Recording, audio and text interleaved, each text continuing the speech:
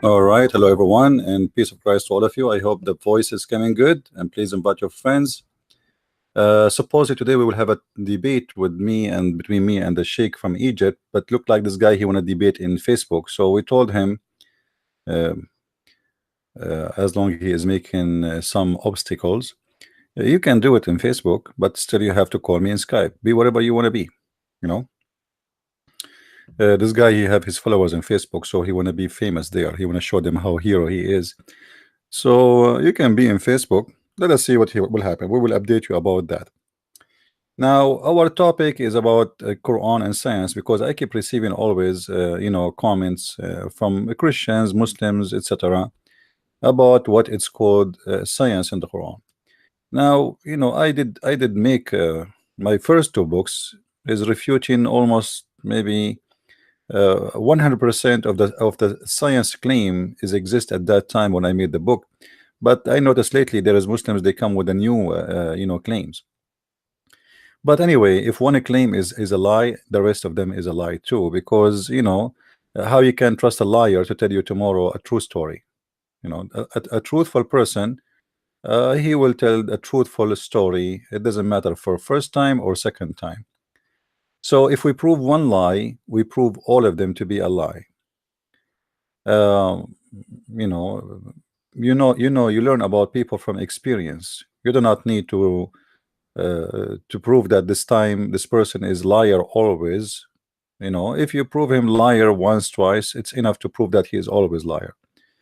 In the Middle East, we say you cannot make a tail of a cat or a dog straight, even if you put it in the frame for 1,000 years, because simply this is how it is.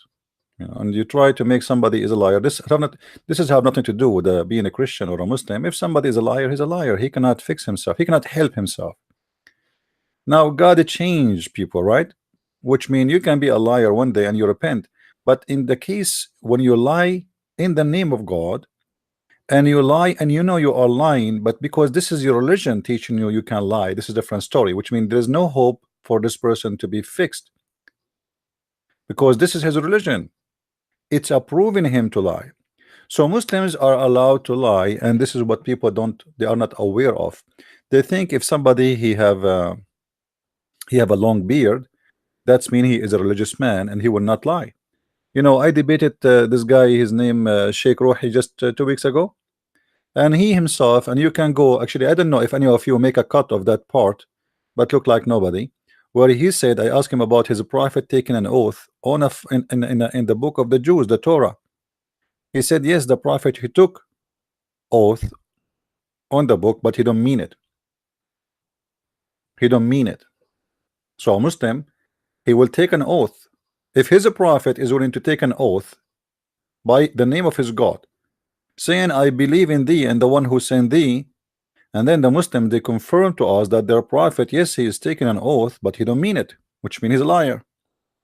He's a fraud. If you ask me to take an oath, let us say I came to the court, you are a judge, and you say take an oath that you are telling the truth, and then I put my hand in a book, doesn't matter what the book, let us say it's the Quran, and I say I swear I'm going to tell the truth and only the truth, and then I lie, and then people they ask you, your brother here he lie, how he can be a Muslim? He says, oh, he don't mean it, because the prophet he did the same.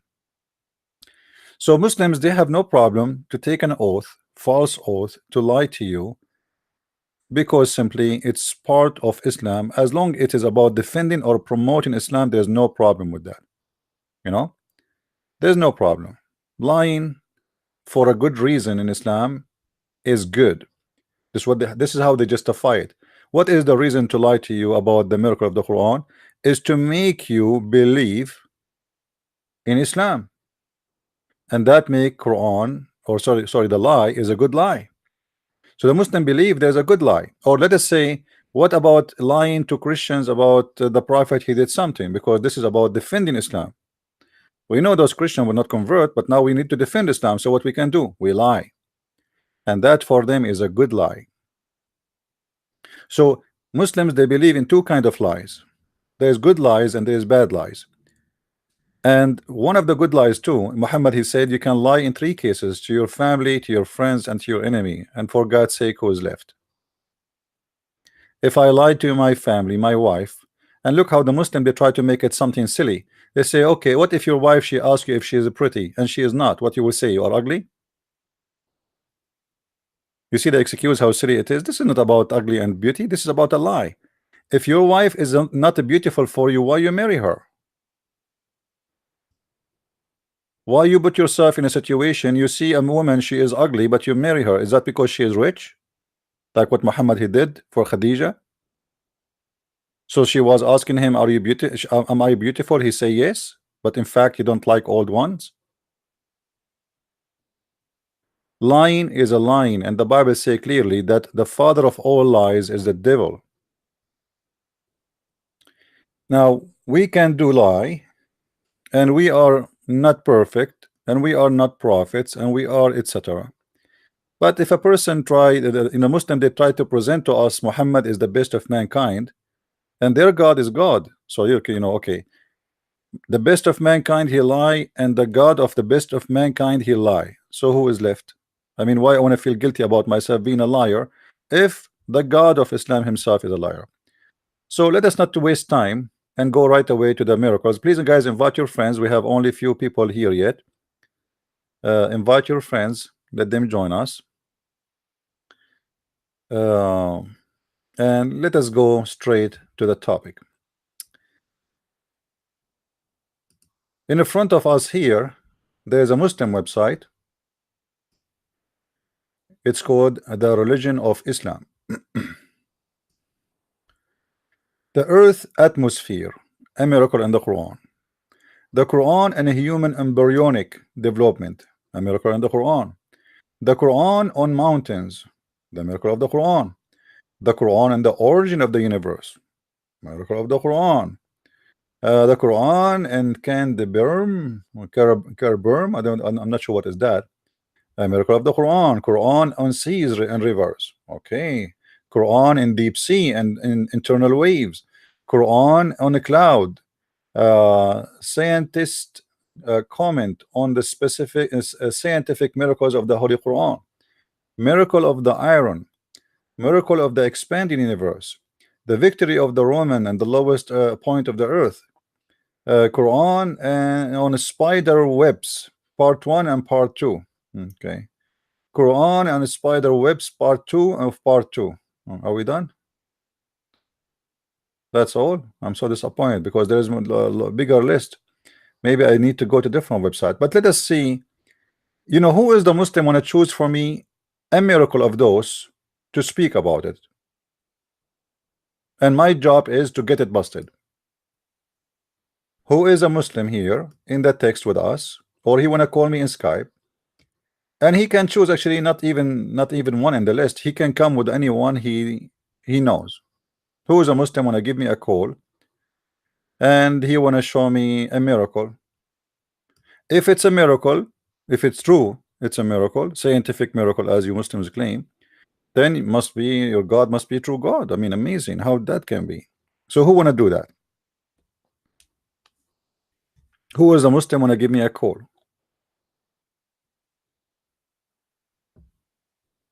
Anyone? You see, I'm giving you a chance to show the Christians, the Jews, the Hindus, the Buddhas, the normal, the weirdo, you name it, to show them that Islam is from God. Who is the Muslim want to help us in that process? And again, as I said, you do not need to choose any one of those. You can come with your own. I mean, just tell me which one. I am here to make a challenge to prove to me that in the whole Quran, from the cover to the cover, there is one scientific fact. Just one. Who want to do that?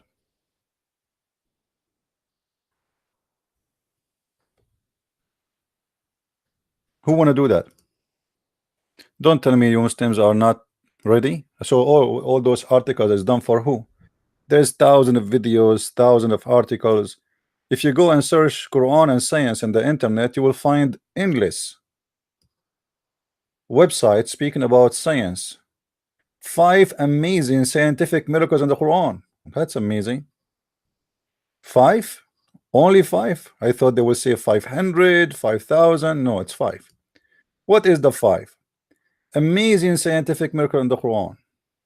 Sharik Hafiz. By who? By Sharik Hafiz. How you doing, Sharik Hafiz? Nice to meet you. Obviously from Pakistan or something like this. At the time it was revealed that the Quran described the fantastic, marvelous picture of the genetic solar bodies, endless oceans, individual cells, and many other wonders that exist in the God's domain. That's fantastic. We will show them our sign in the horizon. My friend, we did not see the horizon of your God yet, and we did not see any of the signs, because all of those you are talking about, this is not the signs of your God. Those what is the Western, the kuffar, they discover, and you claim now that it's fit with your Quran. Because what if the kuffar never discover this? You see, Allah here is speaking to who? Speaking to you Muslims. So Allah show the Muslims or show the kuffar? Allah did not show you, did not show the kuffar, because the one who discovered what you claim of science is discovery of, not even single one of them is the discovering of the Muslims. Let us go and see. Mountain formation is often simplified as a collision of two tectonic plates pushing mass upward. However, it is often overlooked that this collision produce an equal important downward, etc. Okay, let us go to the verse directly. Hit the head of the snake.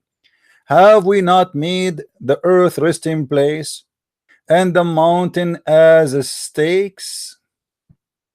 Chapter 78, verse number 6, 7. If I go right now to the Islamic website and I show you the verse, you would die from laughing. Let us do that. 78, 6 and 7.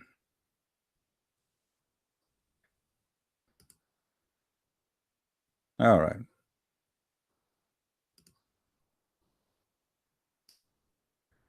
You ask for it.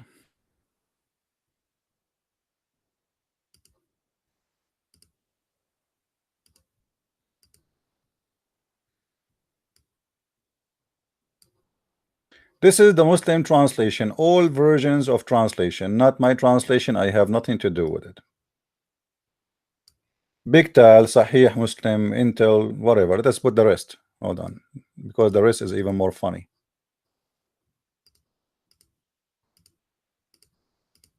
I will highlight them all, because that will make it more funny. Okay. Have we not made the earth as a wide expanses? I want to see where in the whole verse it says wide and expanses. All right. Haven't we not spread the earth like bed? This is close to the truth. The earth is a flat. This is what he's saying.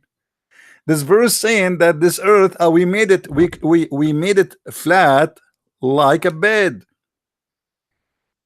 Didn't we make the earth a cradle? Cradle for is the earth is a cradle? Is the earth is a bed? Is it? You see, they are the one who choose the verse. They are the one who pick up the miracle. They are the one who mention it, and I am just reading what they are translating. Haven't we made the earth resting place? It doesn't say that. Haven't we made the earth as a cradle? Earth and expenses, this not doesn't say that. Even expense, no, doesn't say that.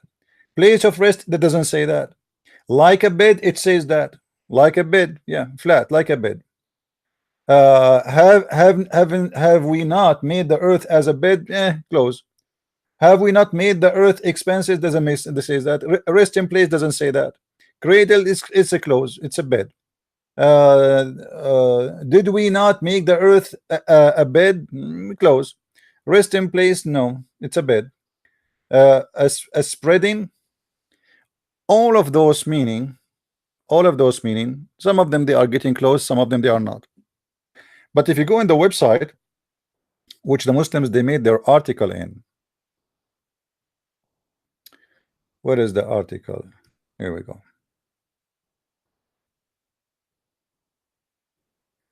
Have we not made the earth resting place? You see how they lie right away in the translation. Nowhere it says the word resting, and nowhere it says the word place.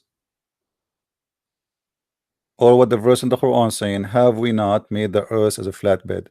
And in order to prove that this is what it means, I'm going to go and see what the Muslim scholars says about this verse. Whatever they say, we will take it. As simple as that, you know. If they say it is, you know, something else, then it's something else. That's mean I'm wrong.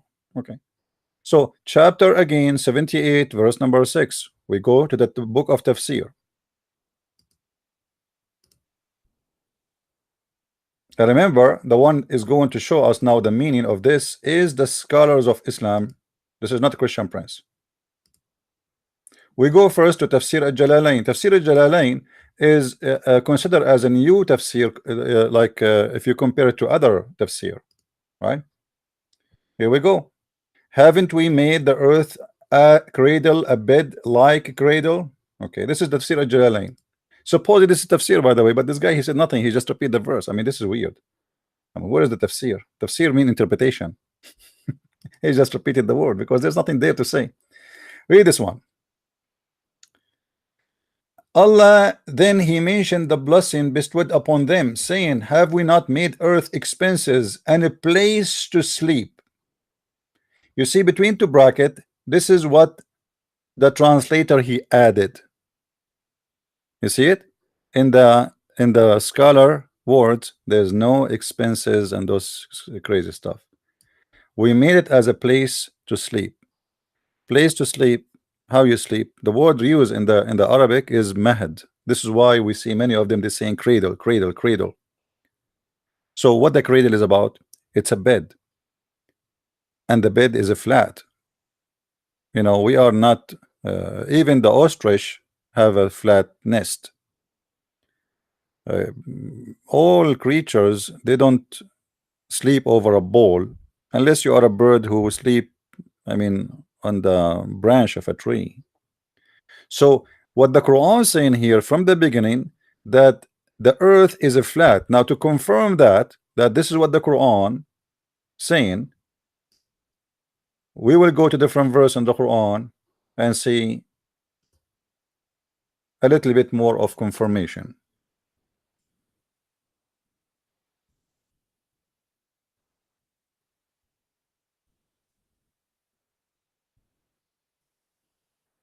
Wallahu ja'ala lakum al-arda bisatan, and Allah he made for you the land as a carpet, flat carpet. Chapter 71, verse number 19. Translation, Yusuf Ali.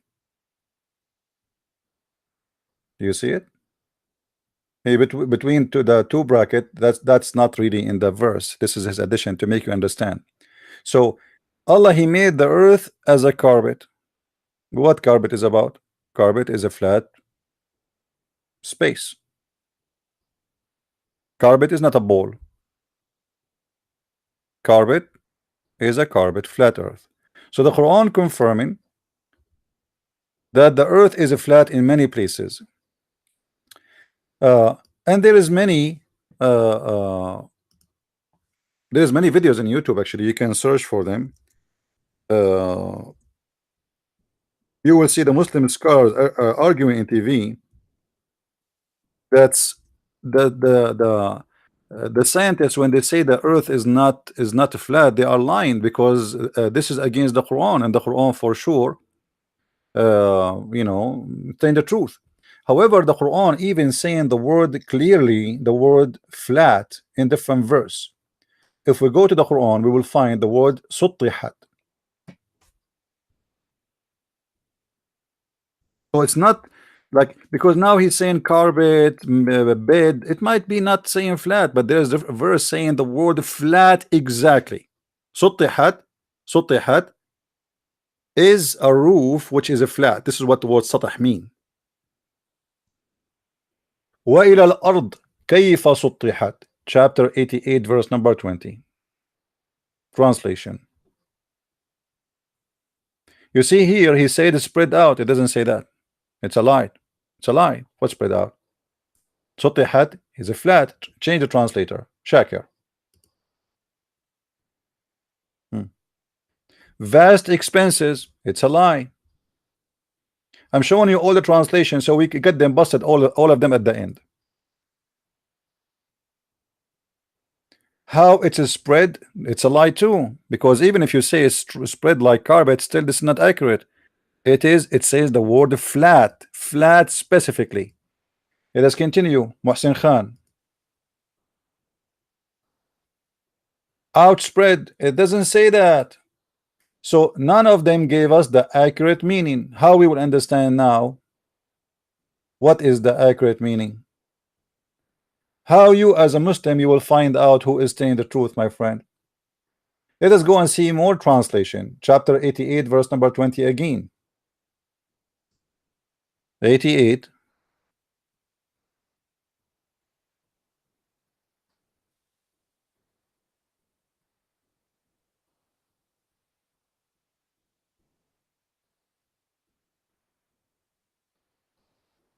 Where is the site?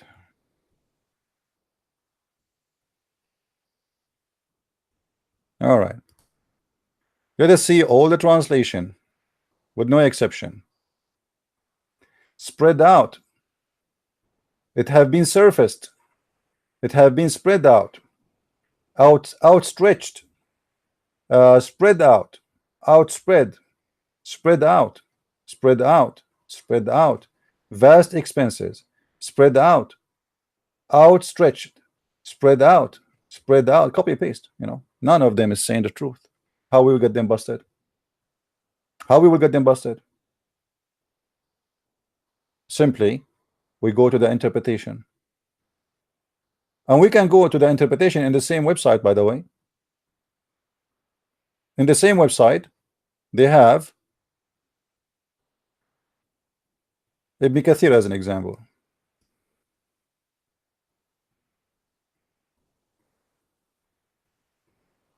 Go to chapter 88. I hope we will not lose electricity. We have a storm here.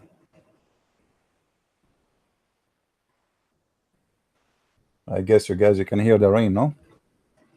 Yeah, don't tell me the Quran in chapter 13 verse number 13 says that the thunder is an angel. Yeah, right. And when they ask what is the fire we see, which is a thunderbolt, he said this is the fire belt of the angel who beat the cloud with it. True story. Science.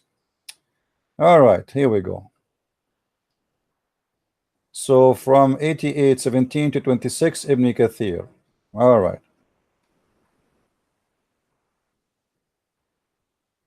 Read with me carefully. This is Ibn Kathir speaking, and this is the modern translation. And at the earth how it was spread out, meaning how it's been spread out, expanded, and made it smooth. That's what he's saying. This is Ibn Kathir.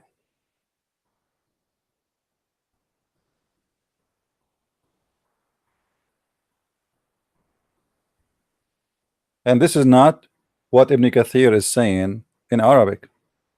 In Arabic, the story is different. Let us get them busted just to show you how the English books always different from the Arabic books. If we go to Ibn Kathir in Arabic, this is the Arabic website. The same book, the same author, the same interpretation. What the word in Arabic? Let us see.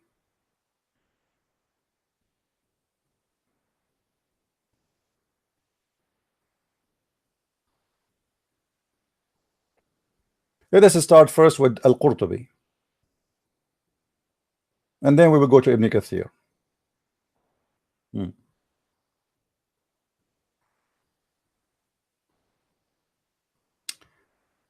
Suttihat.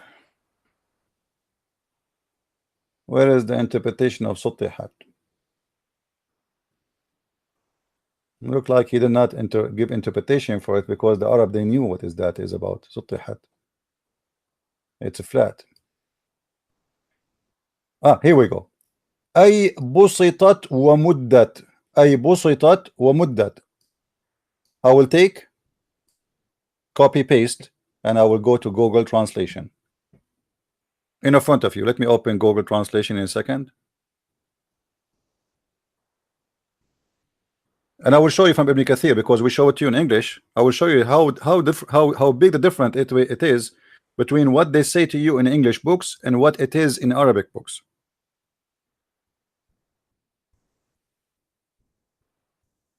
We open Google Translate, right? This is the word as we showed you. We copied it from the Muslim website. Again, I will do it in the front of your eyes. Let us open the screen. Here we go.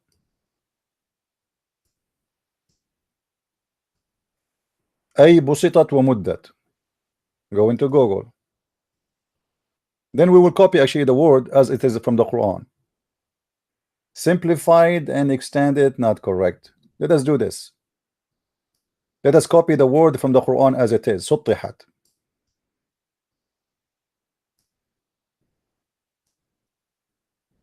Where is Google Translation? What happened? I did not close Google Translation. It's gone. Hold on. What happened to this website?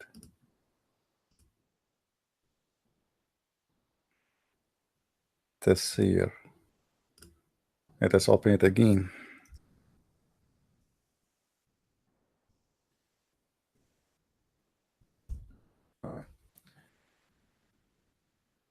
This is the word as it is from the Quran. Here in Google Translation, it's coming as level, but this is not enough to prove anything yet. We need to give you more confirmation about the meaning. Let us go and see in English a little bit, and we will go back to Ibn Kathir.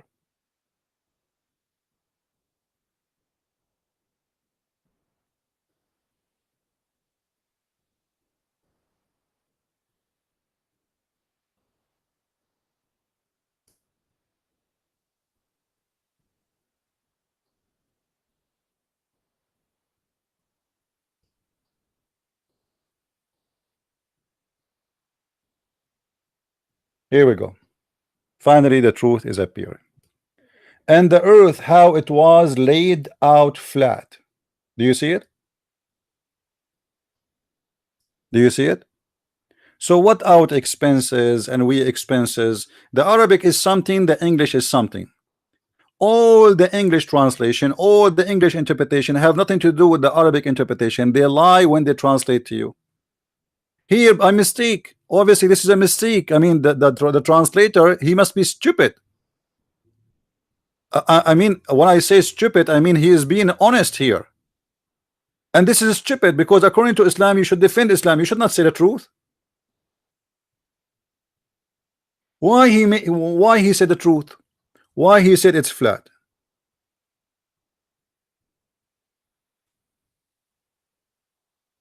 Why? This should not happen. This is a mistake. Here we go. Now we got the Quran busted. Let us change the interpretation. Ibn Abbas. And the earth, how we spread it over the water. Over the water. Okay. All those signs for them. So now we confirm that the Quran is saying that the earth is a flat. But there is something I did not finish yet. We confirm to you that it says a flat in a Jalalain, but we need to show you how the Arabic translation to English from Ibn Kathir is different. I will go to Ibn Kathir. I'm sure some of you speak Arabic. Where is Ibn Kathir? At-Tabari, Al-Qurtubi. Here we go. This is Ibn Kathir.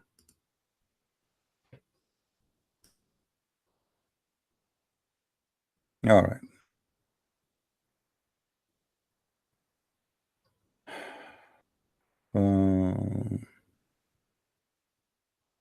Where is the word سطحت? Here we go.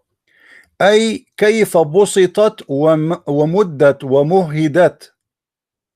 أي كيف بسطت ومدت ومهدت. But the translation doesn't say that. The translation does not use the word bisat. Bisat mean a carpet again. Do you see how the translation in Arabic have nothing to do with Ibn Kathir in English?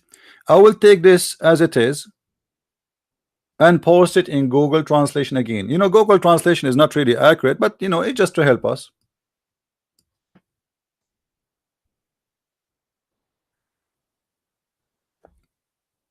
How simplified, you see the word here busitat, the Google coming showing it's busitat because it can come in Arabic as the word basit, which means simple. So this is the wrong translation of Google.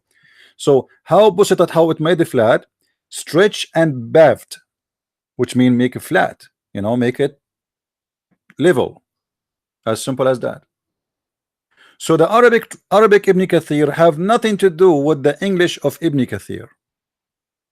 And then you ask yourself why? For a very simple reason, because they don't want to expose their religion. The translator, he translated now, not in the time of Ibn Kathir. So he will not like to say the truth. This guy here trying to be more honest, his name is Firas Hamza, whatever his name. So he said, and the earth how it was laid flat. If you see all the interpretation, they confirm that this is about a flat earth. Now we go back to the verse which is mentioned in the miracle. Somebody is saying why people they are not giving a like to the video. Why they want to give a like? There's nothing here to like. Don't give a like. Give it dislike, please. Chapter 78, verse number 6 and 7. So we go back to Ibn Kathir to see what this is 78 is about. Remember, I'm using the same liar translation just to get it busted.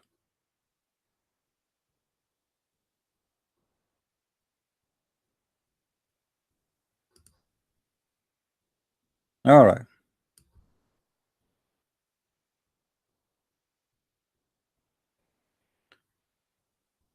Read with me carefully.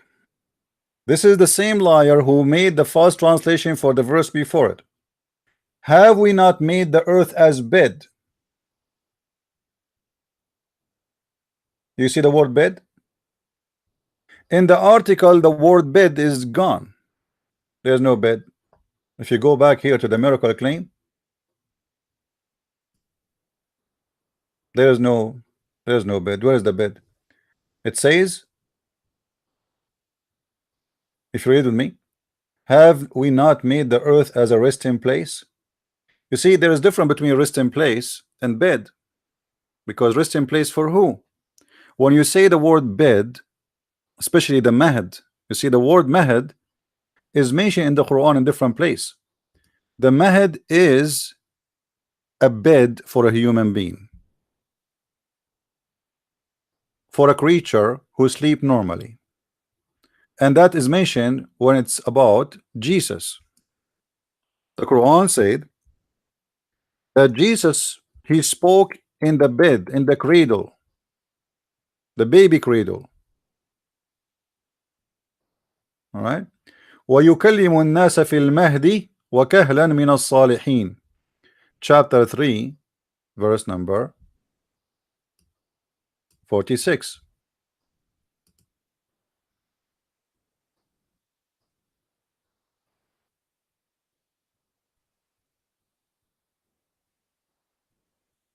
Here the guy he translated the childhood, but this is not true. The childhood have nothing to do with this. He spoke in the cradle. The word there is a cradle. Let us do a different translation. Do you see it? Do you see how just a change in the translator, how the word change? What childhood? Every child is speaking the childhood. Child is a child. When we say child, he can be 13 years old. There's a huge difference between a baby speaking in the cradle and saying in the childhood.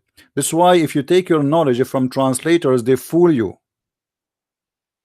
Until now, I could not find one honest Islamic translation. So this is what the mahad is. The same word is speaking about how the earth level is. It's a mahad. It's a cradle. It is a bed. Now we continue. And then in the article they say in verse number 7, what the verse number 7 saying? Let us see. We go to the tafsir. وَالْجِبَالَ أَوْتَادًا. Okay. And the mountain as pidges, meaning he made them as pidges for the earth to hold it in a place, make it stable and firm. This is so that they may be suitable for dwelling and not to quack with those who are in it. The Muslim, they will say to you that the mountains, according to science, they make a balance for the earth, but this is not what the verse is saying. If we go back to the article, look what they say.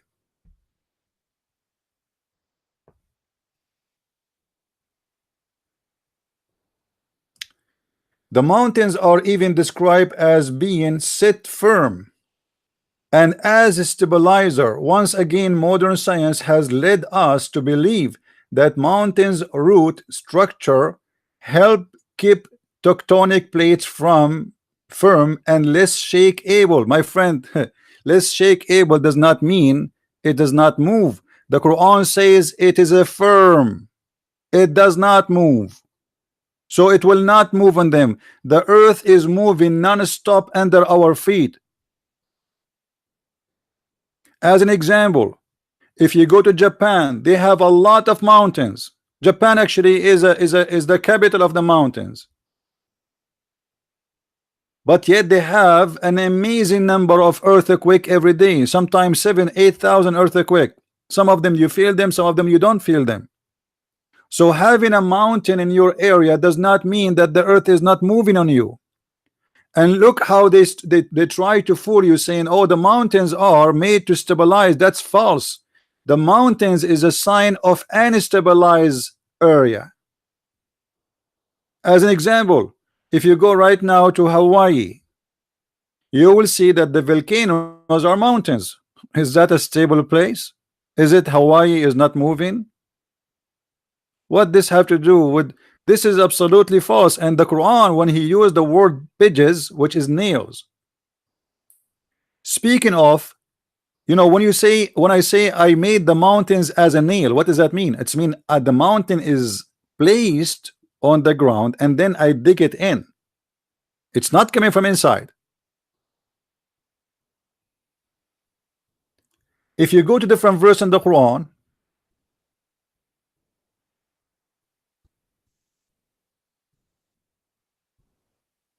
and we search for the mountains,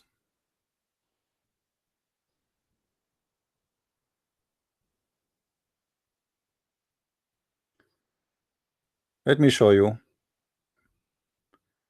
how we got them busted as usual.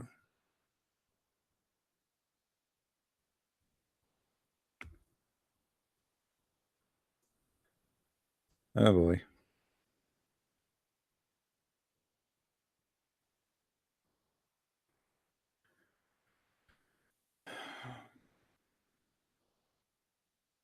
In different verse, the Quran says, chapter 27, verse number 88, you think that the mountains are fixed, but the fact the mountain is moving like a cloud. Translation.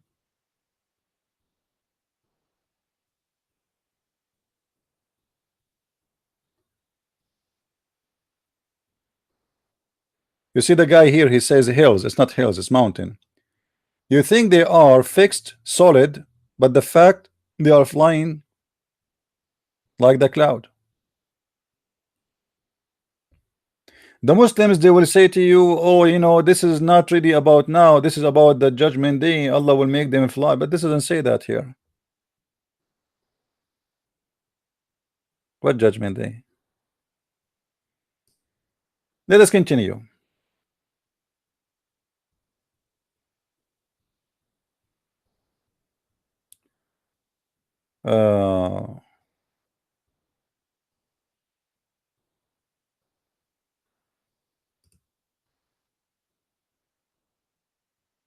All those verses, by the way, about the mountain, but we want to show you. Here we go. This is the same verse we are talking about. This is the verse we want. Chapter 79, verse number 32. What it says. Read carefully with me, please.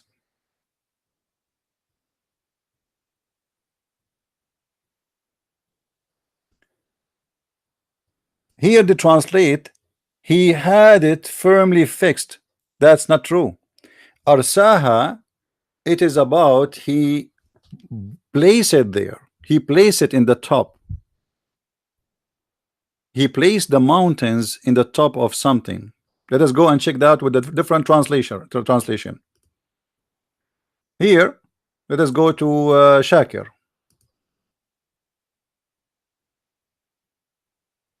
He made them firm. That's not true. Bigtal. He made fast the hills. What is that? This guy went so far. Muhsin Khan. Firmly fixed. You know the word rasa, like when we say the ship, when you say the ship arrived to the port, that is rasa. You know, like it doesn't move no more. It's not about being fixed, it's about it is something set, and usually it's speaking about something floating in the water.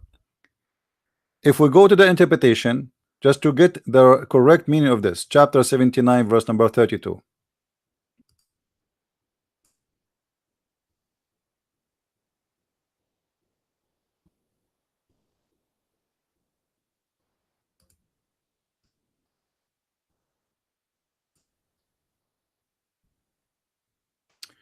Read carefully, please.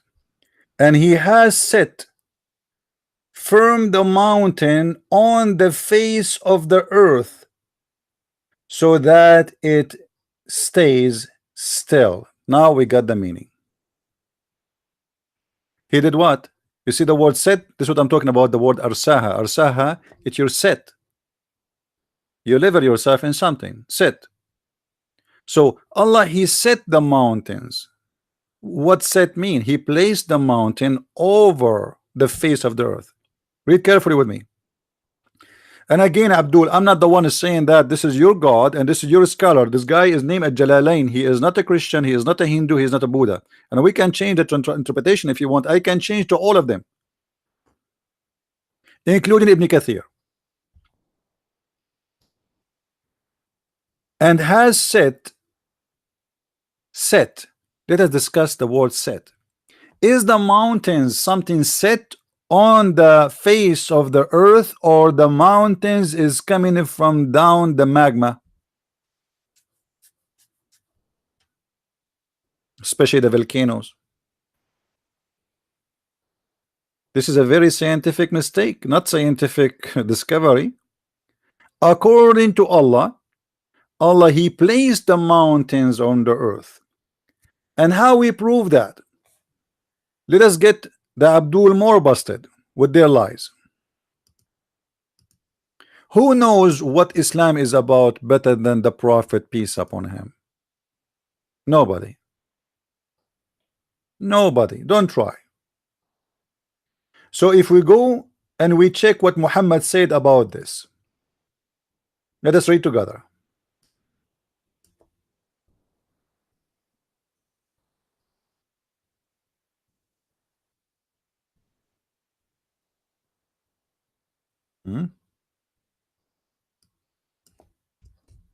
All right. The Messenger of Allah, read carefully with me, Abdul, and this is a Sahih Hadith. Don't tell me this is a weak. Allah the exalted, the glorious, created the clay on Saturday. What he created first? The clay on Saturday, and the mountains on Sunday,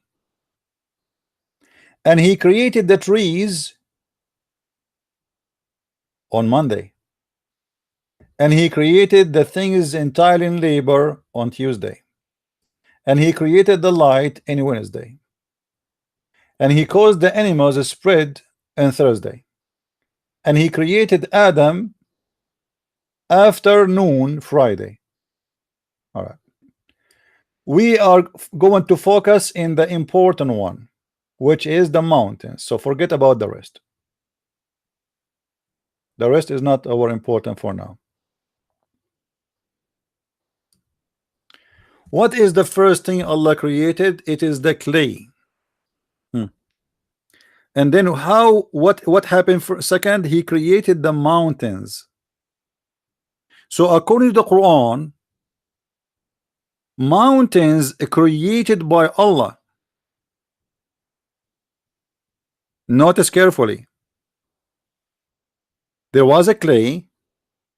He created the clay, and the second step is the mountains. By the way, there's a contradiction in the Quran. Two verses, chapter 41 and chapter 79. They contradict each other about which one created first. Chapter 79 and chapter 41, they speak about different order of the creation. We can talk about that later. So now he created the mountains on Sunday. Do science speak that the mountains are created in a day? It's called Sunday. And then he created those mountains, and then he placed them over the clay. Do you see it? I'm not the one saying that. Muslim, this is your prophet. All the mountains in the world are created in a day. It's called Sunday. Muslims, are you watching? Are you going to say to me your prophet, he's an idiot, he do not know what he's talking about, he's a liar? Are you going to say to me that the prophet Muhammad, he is paid by me? Are you going to say Muhammad ibn Abdullah is a Christian prince? Your prophet, he claimed that all mountains in the world they created in one day. It's called Sunday. And obviously this is very scientific. Now we go back to the Quran. We are not done yet.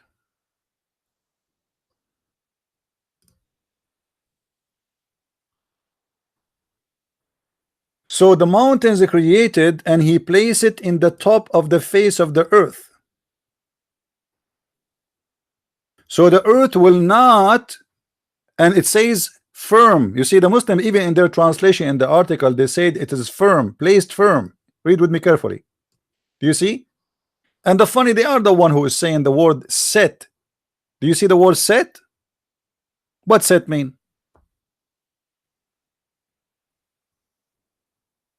Set, it's mean you place something in the top of something. Do we agree? Even in their translation, you see that the fool who made this article, he is really dumb. You just say to me that the mountains sit on the top of the earth, but this is absolutely false. The mountains is coming from the deep earth. It is not set.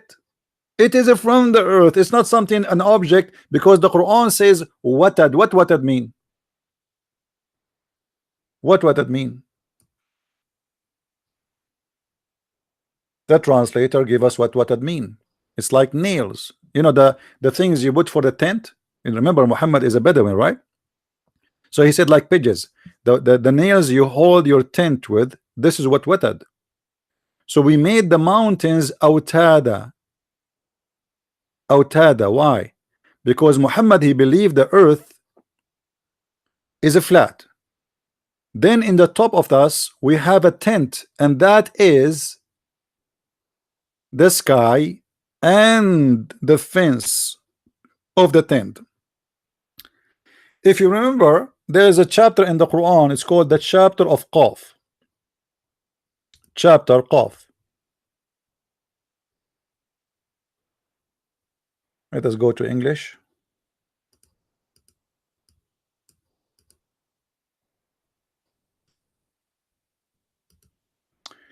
In the chapter of Qaf, the Quran explained to us an amazing scientific discovery, and I am not sure why the Muslims do not speak about it that much. Obviously, there is something they don't like to talk about. In the chapter Qaf, the tent will be exploded by us, not because there is a terrorist there, because of the amazing science. So this is a chapter Qa, verse number 1. What is Qa? Tell me what is Qa. I want to learn. Qa. And from the narration and the authority of Ibn Abbas, he said in the interpretation of Allah saying Qaf, Qaf, he says, is an azure mountain overlooking this world, and the color of the skies takes from it. Allah swore by it. Okay, so what we learn from this now? We learned that there is a mountain, it's called Qaf, is surrounding the earth. The earth is a bed. This mountain is the fence of the tent. In different verse we will see that there is a dome covering the tent. Actually here in the interpretation it says that. What is the color we see of the sky? Why the sky is blue? Because that mountain is a blue mountain. This is why we don't see it. When we look at the horizon, we don't see the mountain because simply it's a blue. And this mountain is not in a place, it is overlooking all the earth, which means the earth is a flat. How we can make a mountain overlooking the earth? Anybody can tell me how this mountain is going to be a fence around all the earth if the earth is a flat? So because the Quran teach them that the earth is a flat and we have a fence, this is why in different verse in the Quran Muhammad he said that we made the sky as a roof. But before we go there, we will show you a different verse before we go to the roof, because the roof will take us to a different topic, which is very funny too. In chapter 88 verse number 19, what it does says, Big Tal,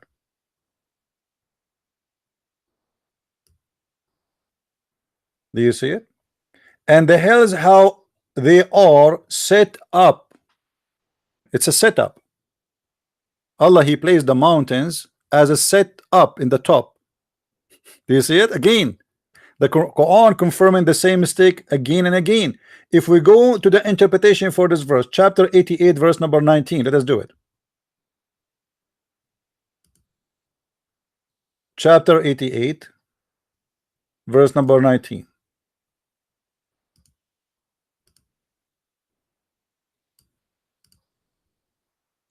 And the mountains, how they were set, the mountain set. Do you see how the Quran explained the mountains?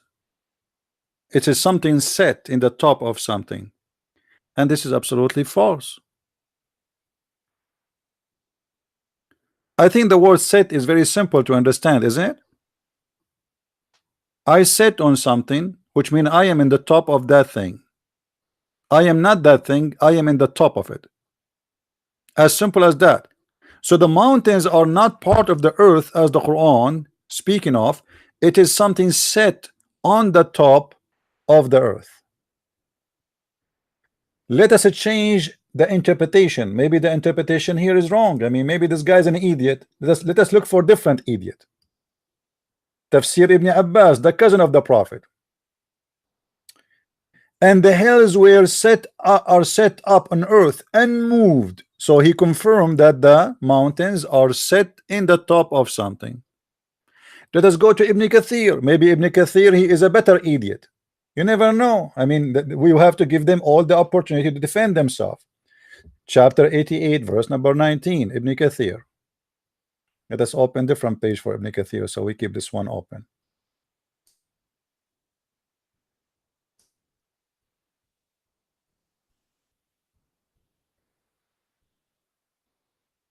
Science, huh? That's true. That's true, my friend. Quran is full of science. I mean, who are you kidding me? There's nobody have science as much as the Quran. Allah is the God of science. Anything Allah He says, it's science. Even if He say hello, because the Muslim, they will make a story out of it.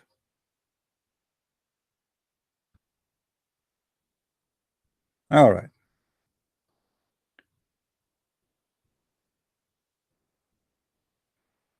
This is Tafsir Ibn Kathir. I hope Ibn Kathir is a smarter and he will not make Allah look like a fool. So he will try his best to lie to us. Let us see. Actually, the same chapter we are reading from before, right? Okay. And the mountains, how they are rooted. Rooted. Meaning, how they have been erected. What erected and rooted mean? Let me translate. I don't know what does that mean. Erected. What erected mean? This is the new word for me. Hold on. I'm not. My English sometimes doesn't help me. I want to see what does this mean.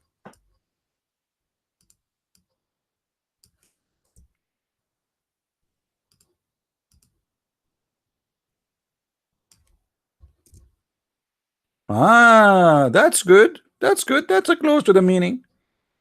So the mountains are stood in the top of the ground. You see it? So Allah, He rooted them down. Yes, you know, He put them, because the Quran says as a pigeons, as a nails. So this is how He pushed them down, and still they are standing in the top of the earth, but they are not part of the earth. For indeed they are firmly affixed, so that the earth does not sway with its dwellers. And He made them with the benefit of minerals they contain. وَالْأَرْضُ كَيْفَ سُطِّحَتْ. Here we continue. And the land, how it's spread out. This is false. It is how He made it flat. How He made it flat. Actually, you know what? Let us talk different verse from Ibn Kathir and see how he can get away with it. If we go to the word, to the verse سُطِّحَتْ,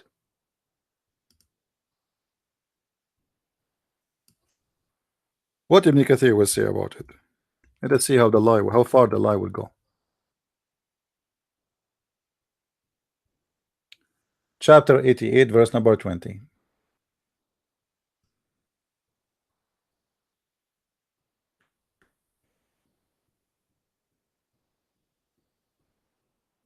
Where is? Here we go. He said that was spread. The translation. We proved that already. Actually, we showed you in Arabic that the translation is different from the English one. So all the Quran, not only confirming that the creator of the Quran is stupid, he's ignorant, he is teaching us fairy tale stories, and the Muslim, they try to make it as a science. So what we learn from this, that Allah, He created the clay, He placed mountains in the top of the clay, and that the purpose is He put it as a pigeons so the earth will not move. And the Muslim, they made a miracle out of it, when the fact all of this is a stupid lie, for nobody can believe in such a garbage. Mountains is not placed in the top of the earth. Mountains is coming from deep inside the earth. It's upside down, not up down, which means Allah is saying that He put it down, place it. The verse is upside down of the true science. The mountains is coming from the earth, not something placed on the earth. Actually, according to science, mountains, they grow every year. They are not fixed. Why they grow?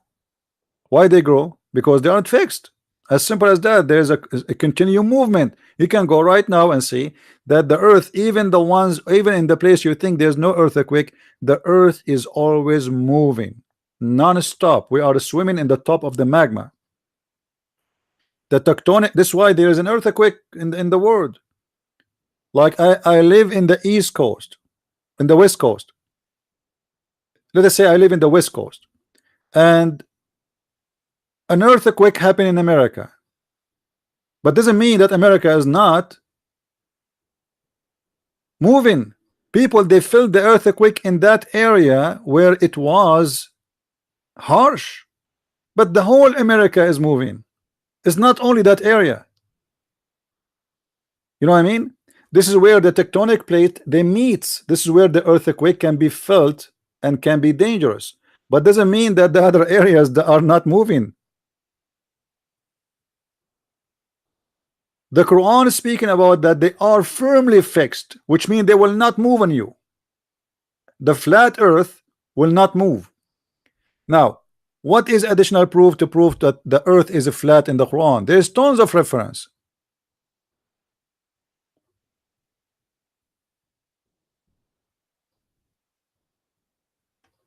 And I am surprised that not even one Muslim he called me until now to prove me wrong. Like, what about you give me something maybe I'm not aware of?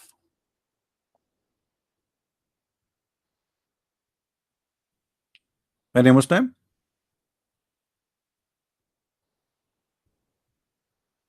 In different verse, the same chapter, chapter Qaf. You see, we are here just to confirm more about those mountains, how they are placed in the flat earth. If you go in Qaf 7, the same chapter, read carefully with me.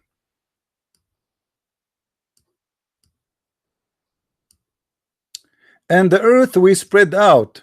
Actually, it says we made it flat. In Arabic, it says وَمَدَدْنَاهَا. Yes, it's spread out, but it's in the way of making things flat. You see, do you know when your mother she make a dough in the kitchen, like she's making pizza? This is what this is about. You know, it's about something you push in it and will make it flat. It's like the dough. You know, when you make a bread over the water, and have flung firm hills, firm mountains, so it does not sway therein on earth. All right.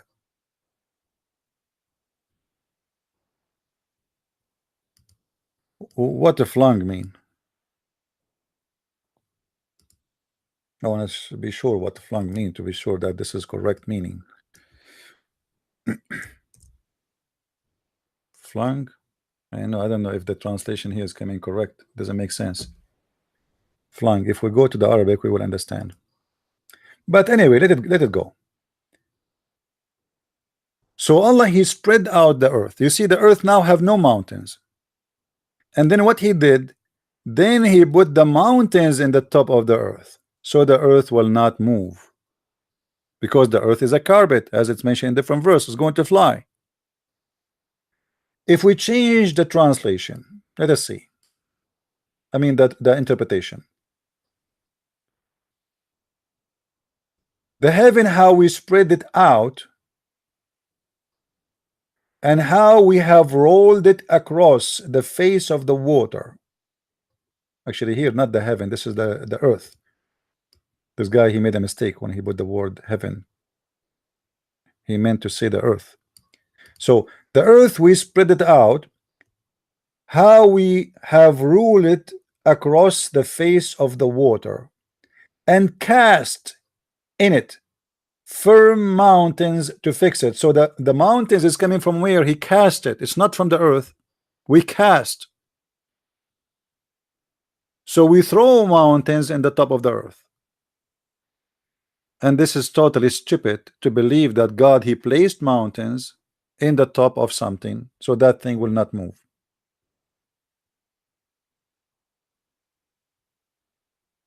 Right? If we go to the chapter of An-Nazi'at, let us go to An-Nazi'at, chapter 79, verse number 48. Sorry, not Nazi'at. I think Az-Zariyat, not An-Nazi'at. Az-Zariyat, yeah, An-Nazi'at. Right. Hold on.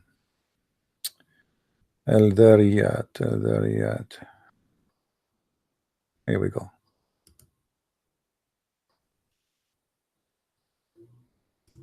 Because the other one doesn't even have 48. Here we go.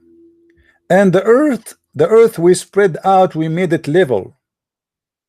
What an excellent spreaders then we are.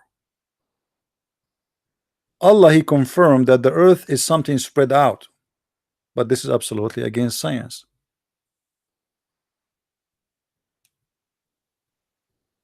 We made it what? We spread it out totally. The whole earth is spread out. It's a flat thing. Change the interpretation.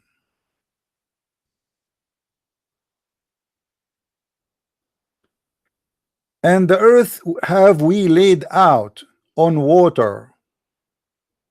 How gracious was the spreader. Maybe Ibn Kathir, he have different scam. Let us see Ibn Kathir. Ibn Kathir is smarter than all of them. He will not say something stupid like this. Let us say what Ibn Kathir he will do. 51:48.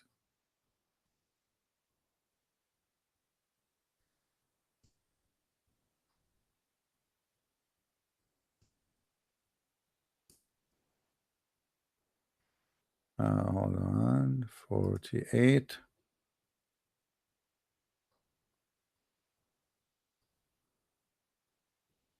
All right. You remember we mentioned that the sky is a roof before? Do you remember?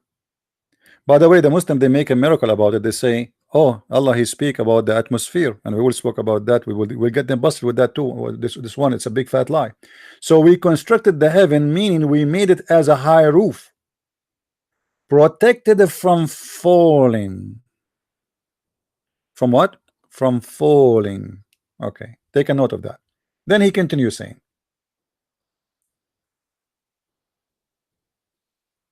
verily we are able to extend vastness of space, therefore means we made it vast and we brought it as a roof, its roof higher without pillars to support it, and thus it's hanging independently. This is what they are saying in translation, but just wait, we will show you that this is absolutely not true too. وَالْأَرْضُ فَرَشْنَاهَا, and we made the earth firash. What firash? We made it as a resting place. That's false. Firash is a bed. Firash is a bed. You see, the translator here is a big fat liar. If we go right now to the Arabic translation, the Arabic text of Ibn Kathir, you will see that this is have nothing to do with what Ibn Kathir is saying. And we can do that right away.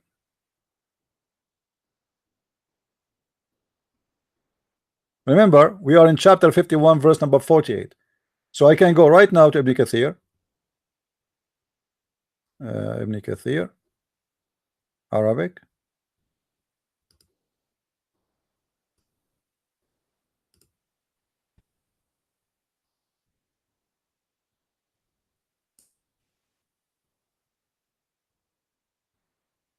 This is why I say don't ever take your knowledge from Islamic translation.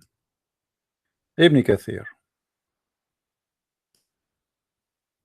All right. Let us see what Ibn Kathir says in Arabic.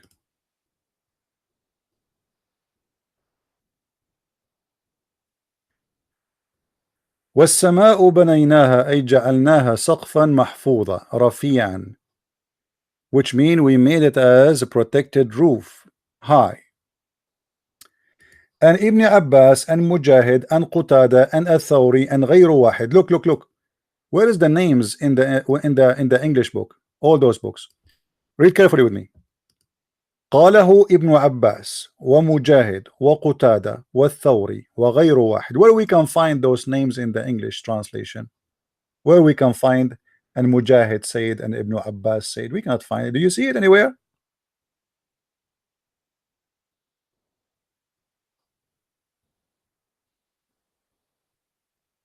No, this is chapter 88. Hold on. This is the one. Oh, here actually it says that. Hold on. Yeah. But the translation here, let us see. Extended vast of space, therefore means we have made it vast. We brought it as a roof, higher with no pillars. Let us continue in the Arabic. With no pillars. فرفعناها بغير عمد حتى استقلت كما هي. So we left it without pillars until now it's settled as it is. So he left it up, it was down. We left it up. والأرض فرشناها أي جعلناها فراشا للمخلوقات. Let us see what the word firashan in Arabic and what the word firashan translated in English. I will take it to Google translation, switch Arabic English, paste. Bedding, it's a bed, and the bed is a bed. All the earth is a bed, all of it. It's a flat place. Continue.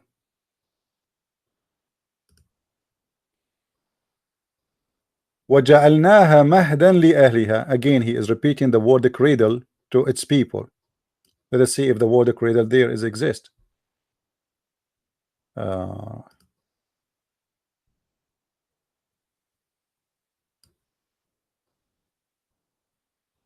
We made it resting place for its people. Not really. It doesn't say resting. It says a bed again. How excellent spreader, etc. And now he says here, and we have created from everything male and females in pairs. And now for sure this is a mistake, because mule is mentioned in the Quran that it's created by Allah, and a mule is a male, and there's no female mule. And there's many creatures, they are not male and female, and there's some creatures they are male and the female at the same time. But the Quran confirmed that Allah, he made from everything living thing, every living thing, there's male and female, which is a scientific error. Now if we continue with Ibn Kathir,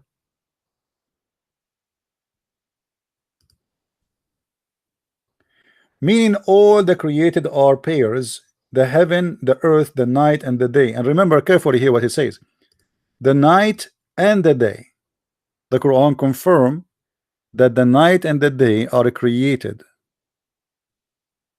and this is a mistake, because you cannot create the night. The sun and the moon, the land and the sea, the light and the darkness. Would you just say the night and the day? It's not enough, right? Misery and happiness, paradise and fire, in addition to the animals and plants, the statement of Allah the Exalted. So do you remember? All right. So here we have tons of verses speaking about the earth is flat. And there is something very funny actually. The Muslims, they claim that the earth is like a ball. If you search now in the internet, let me search in the front of you, hold on, because we have something will like this is will be the shot in the head. Quran, earth like a ball. All right.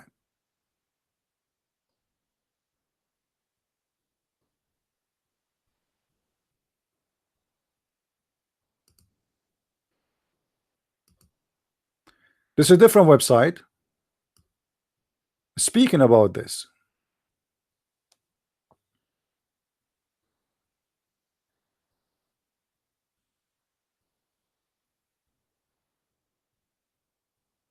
All of this is an article about the earth is like a ball, but let us see if this is true or not. وَالْأَرْضُ مَدَدْنَاهَا, we have spread it out and set therein mountains standing firm. All right. Okay. The word satah. Look look. This is the article, huh? Madda in Arabic means spread out. However, it was mistranslated to flat. It was mistranslated to flat. And look how they beat themselves by themselves. The flat in Arabic is musattah. Do you see it, guys? Musattah. Do you see it? Musattah. We just showed you the Quran saying the word musattah. And its verb is to make it flat is sataha. Satah. Do you see it? This is their own statement. But this is what the Quran says. The stupid who made this article, he do not know that the Quran says the word satah too. Do you see the stupidity? Take a note. The word sataha or satah is a word mean flat. They are confirming that. And this is in the same article proving to us that the earth is not flat, supposedly. Hold on. We go to the Quran. Chapter 88, verse number 20. Here we go. This is the word satah. They are the one who said to us the word satah mean flat. Do you see the stupidity? Aren't you the one who just said to me, you know, I will go to chapter 88 verse number 20 in this website, because they write it in their own language, like, you know, with the Arabic, with the Latin letters, but in Arabic way. 88:20. Okay, go there. 88:20. All right, read with me carefully. There's maybe one we did not highlight, because usually they write it in their language. Earth spread out. Where is the guy who, like, they make it look and sound in Arabic? It's not here. Strange. Maybe they took it out. Anyway, you see this word sataha. You know what? I'm going to take a snapshot for it, and I will type it for you in English too before we take a snapshot.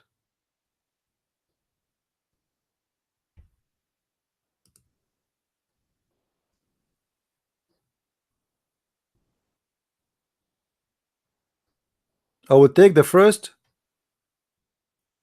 3 letters.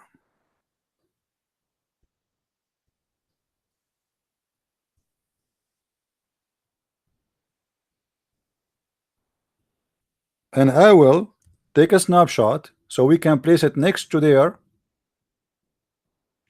article. All right. Now we have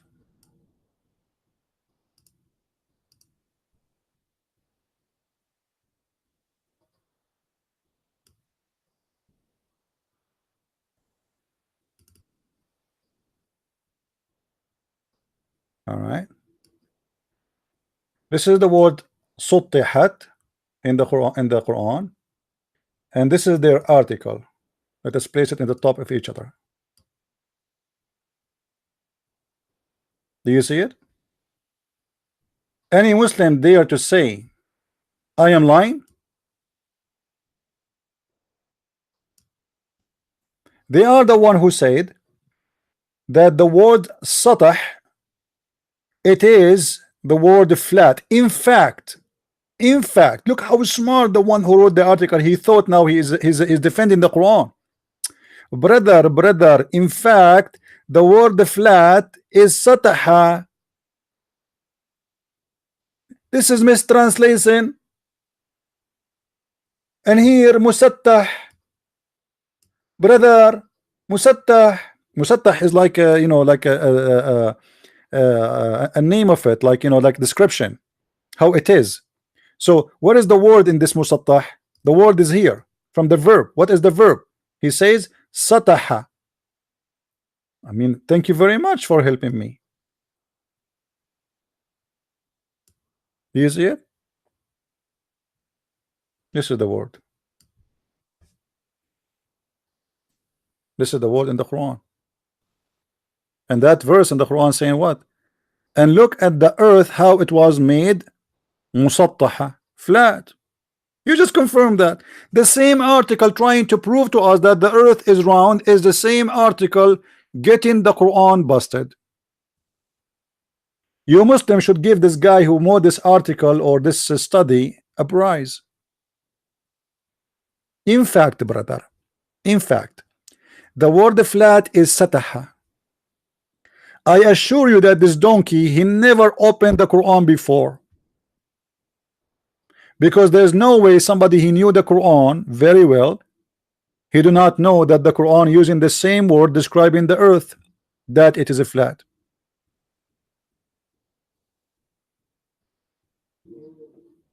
Do we have any Muslim want to say something?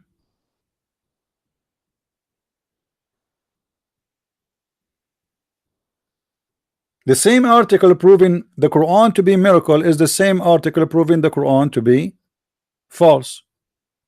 How you just say the earth, the what? Brother, the verse is mistranslated. It is mistranslation, brother. The verse here, it says spread out, and the Quran says that the God spread out the earth, madadnaha, meaning increase in the surface area during the formation. Madda in Arabic mean spread out. However, it was mistranslated to flat. Flat in Arabic is musattah. You know what? I'm going to go to the Arabic English dictionary, Islamic dictionary. Hold on. Let me open it. Islamic dictionary. I wish all of you speak, Arabic, because that will make my work easier, a lot easier. All right. This is the Islamic dictionary Al-Ma'ani. Al-Ma'ani. So what we will do, I will take the word as it is from the Quran, as you see, copy, paste in Al-Ma'ani dictionary.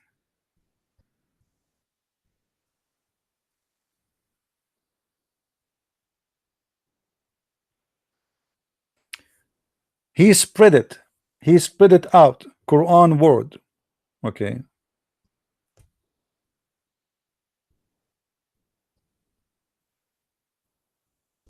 Let us go to the word they mention. Sattah. He spread out.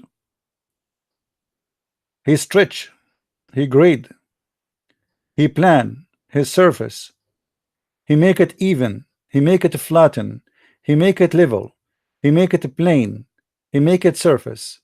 He reduce. Yeah,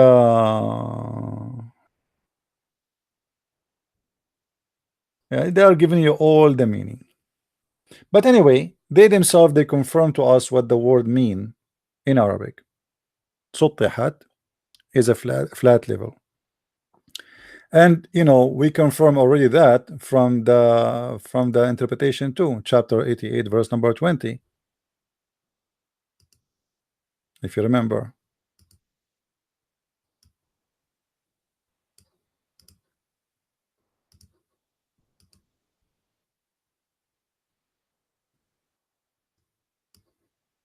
How you can spread something? You spread over something is flat, right?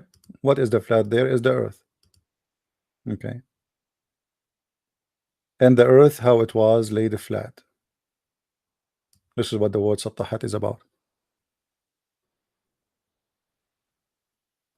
So how the Muslims, they try to make a miracle of something very stupid.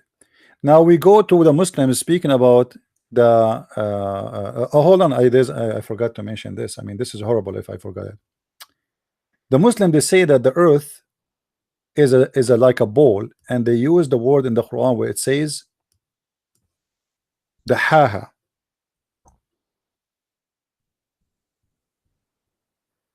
We have more reference to prove that the earth is a flat in the Quran. We are not done yet.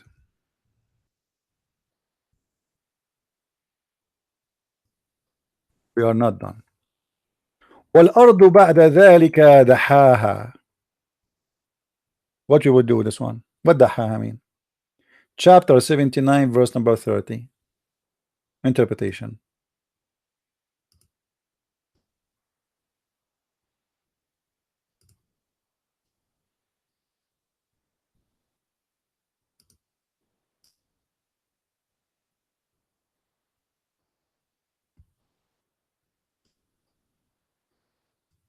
And after that he spread the earth. Even then he spread it on water. By the way, how the water is, I want somebody to tell me how the water is. When somebody say to you, I spread it in the water, isn't the water something flat in surface level? You see, we can put the water in a container. The container can have any shape, correct? But the face of the surface of the water is always flat. Is that correct? So when we spread the earth over the water, what does that mean? Isn't it obvious that the earth is flat too? Because you can move the water to any container you want. The look of the container will not make any difference unless this container is like have it doesn't have edges. I mean, it's like a ball or something, you know. But that's mean that everything down is water. If you say that, that's mean there's nothing inside as rocks. There's nothing inside. And if we want to explain how the Quran work, you will see the Quran, all of it is based on fictions. Maybe we will mention this after we finish with this one about how the earth, how it is, because remember the Quran speak about the earth is carried in the top of a whale, and there's a rock, and there is etc., and there's 4,000 spring of water, etc. So here Ibn Abbas saying this. Let us see Al-Jalalain.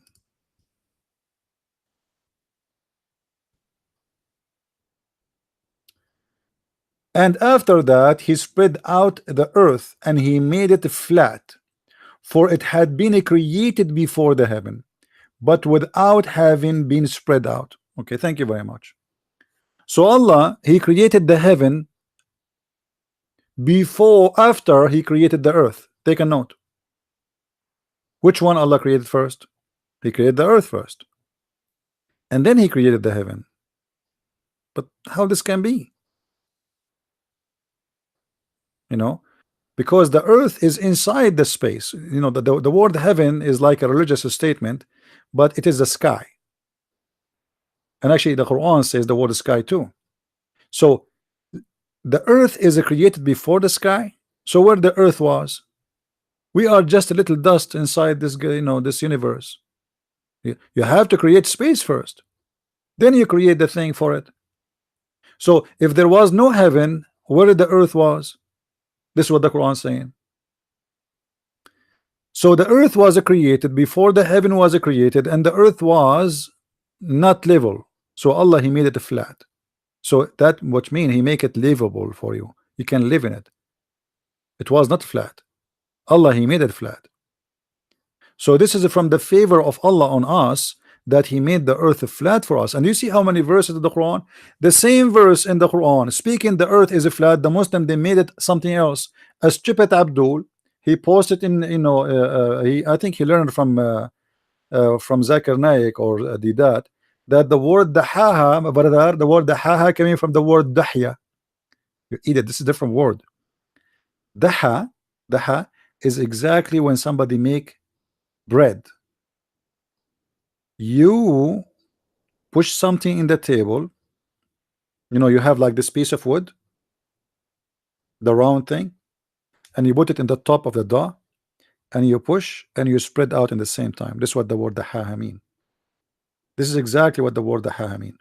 If I take now the word dahaha and I take it to the dictionary, the same dictionary we used before,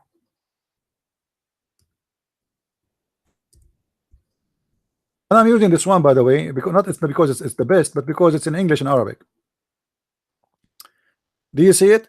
He stretched it, he spread it, he stretched it, he spread it. Okay.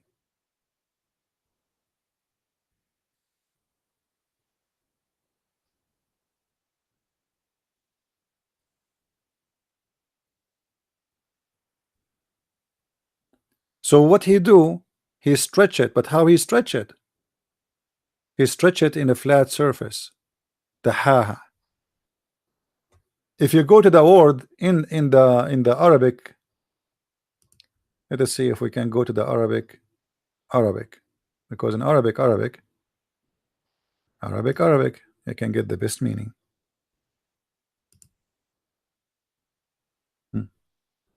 See how the Arabic changed right away. Right away in a second. We just switch to Arabic, and right away they get the right meaning, not like in English. It look funny. It says spread out. Here is different. دحاها mean بسطها وأوسعها لسكنى أهلها.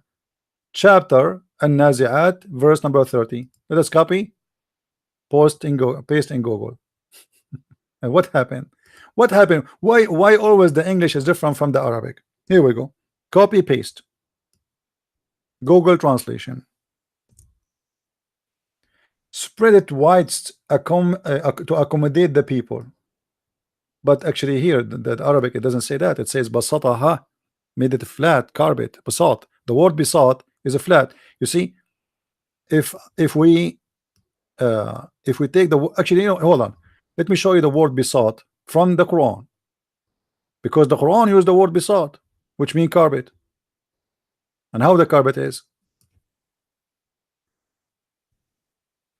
bisat. Wallahu ja'ala lakum al-arda bisatan, chapter 71 verse number 19. What does that mean? Look at the liars when they translate. And he made the earth wide expanses for you. It doesn't say that. It says he made the earth like a carpet. Besought, chapter 71 verse 19. We go to the interpretation.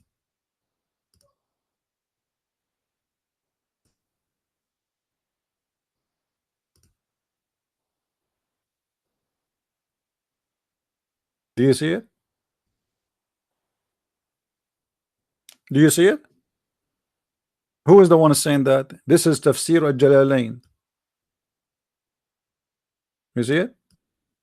This is what the word besought mean. So even when you try to use dictionaries, when it's come to the Quran, the Muslims are sensitive. They try to cover up. They don't give you a correct translation. But look here. This is, by the way, this is the website of the King of Jordan. This is official government website. This is not a website made by this guy and that guy. You can click down at contact and you can contact them. This is a government website of Jordan, owned by the king himself. So he made the earth flat. Look how many verses until now we have about the earth is a flat. And yet the Muslims, they try to fool us and say that the earth is like a ball in the Quran. Now, as long we are speaking about this,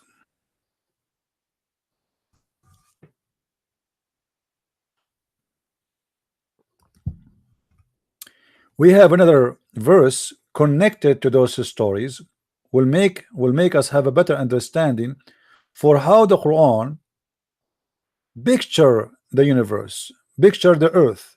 You know, what is the vision of this book?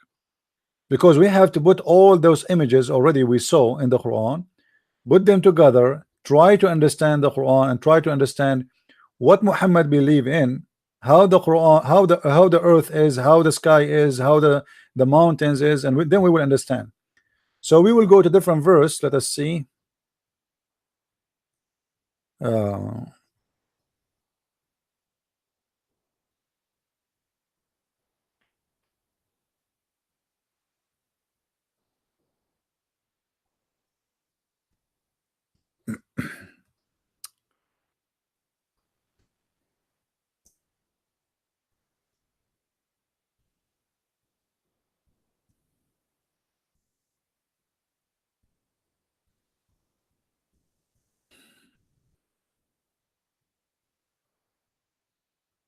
all right, let's go. We need to go to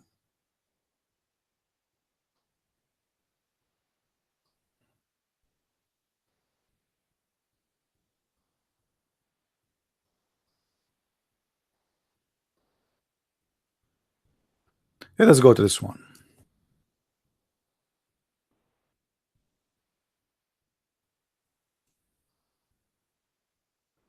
In the Quran, in chapter 68 verse number 1, you will see the Quran says here noon. Noon. Anyone before heard a name in the Bible of noon? Anybody heard of the word noon? No? Check out in the Hebrew language and try to find out what is noon. Noon Noon, in the old and ancient Aramaic, is a word mean whale, whale or a fish, but big, huge, which is a whale. In chapter 68, verse number 1,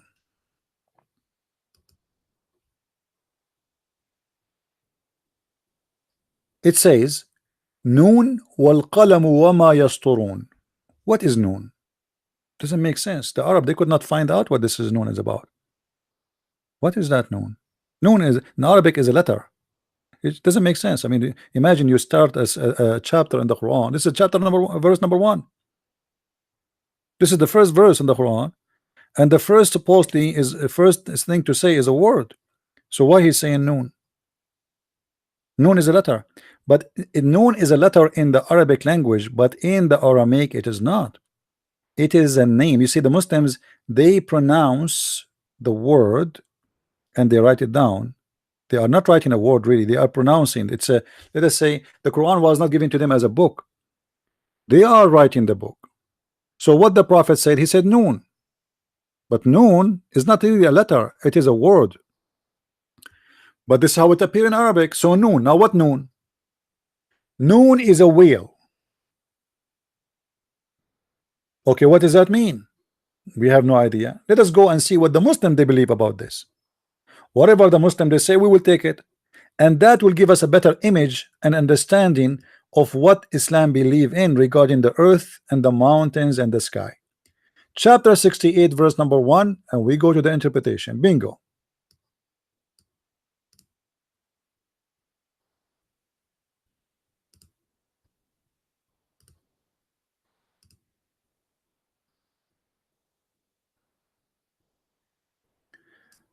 This is a scholar of the Islamic religion. He says Noon is one of the letter of the alphabet of God.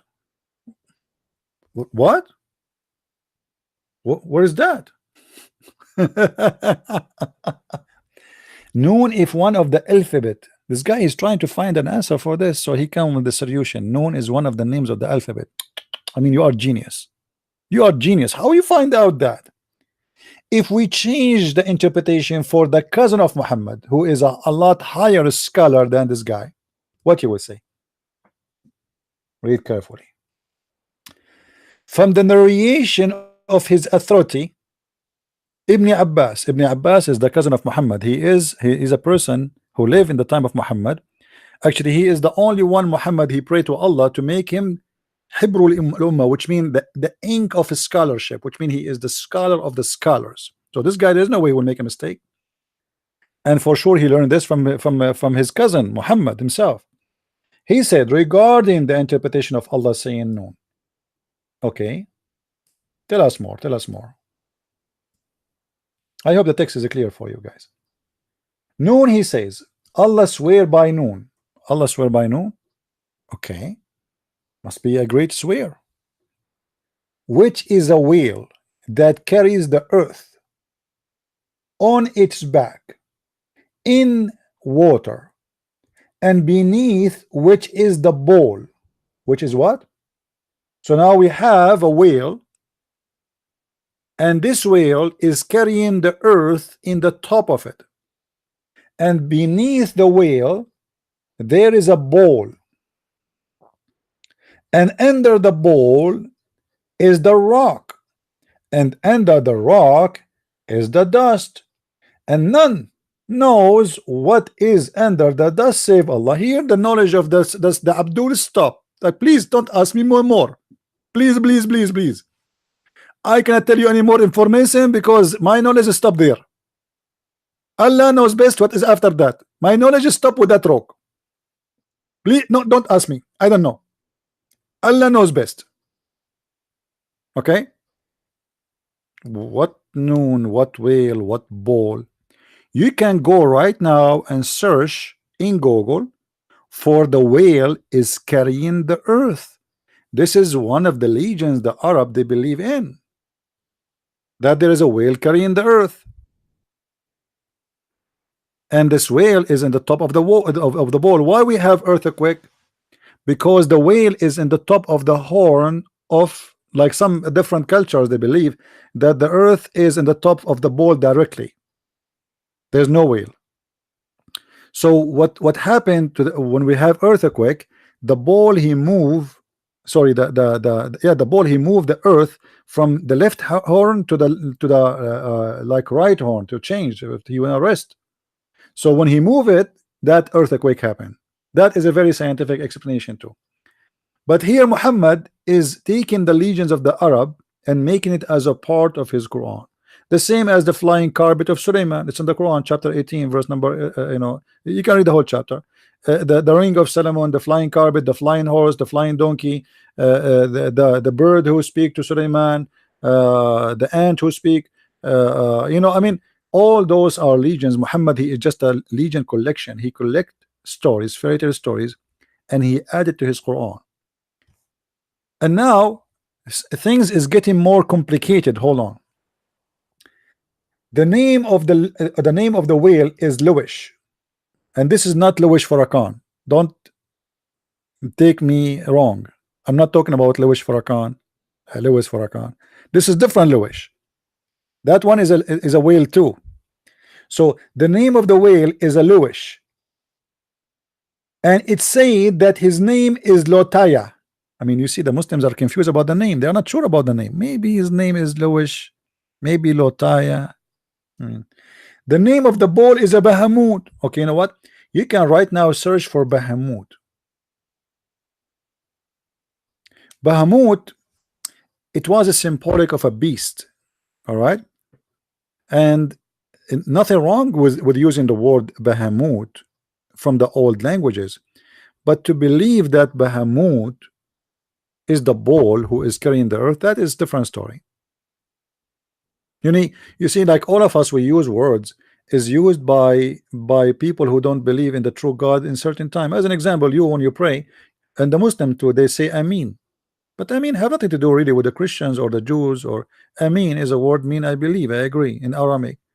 The Aramaic people, they used to use it when they used to worship false gods too. So using the same word will not make you a pagan, but believing in the stupid things, that will make you stupid and pagan.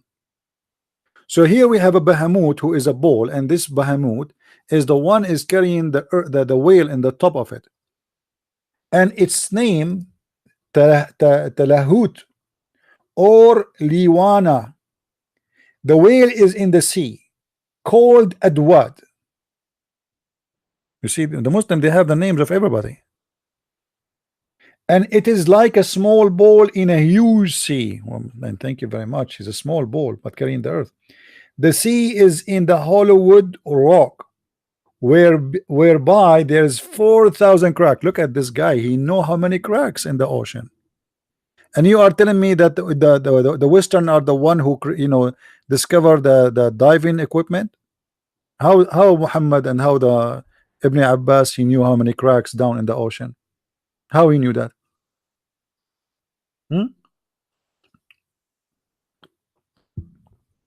And the funny, there's 4,000 cracks. I will be upset if it's like 3,999. Thank Allah, it is 4,000, not 3. I don't. It's not. I don't like the number of like 3,999. 4,000 cracks, and from each crack, water spring out of the earth. All right. Now you think you get the meaning of it, right? Hold on, no. Just to show you how much the Muslims are confused about what the Quran is saying. And it's also said, like, what the heck? So all of this was just one say? Yes, it was just one say. And it's also said that Noon is one of the names of the Lord of the Ring. It stands for the letter Noon in Allah name Ar-Rahman. Okay, question. If Allah swear by this letter, why this letter alone? I mean, what about the letter A and L and Ra and A and H and M and I mean, why this letter alone? No answer. But the Muslims still, they are not satisfied with any answer yet. They have more answers for you. And it's also said that Noon is an inkwell. Look. we started saying that Noon is a whale.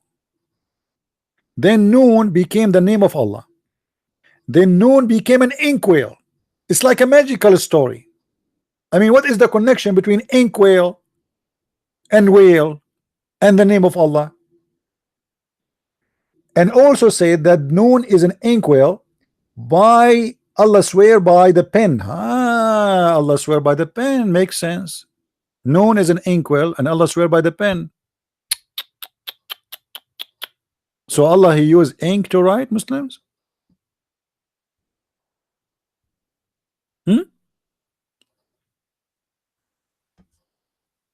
Continue. Allah swear by the pen. This is what the Quran is saying. This is the correct interpretation now about Allah swearing by the pen. The rest is just their own, you know.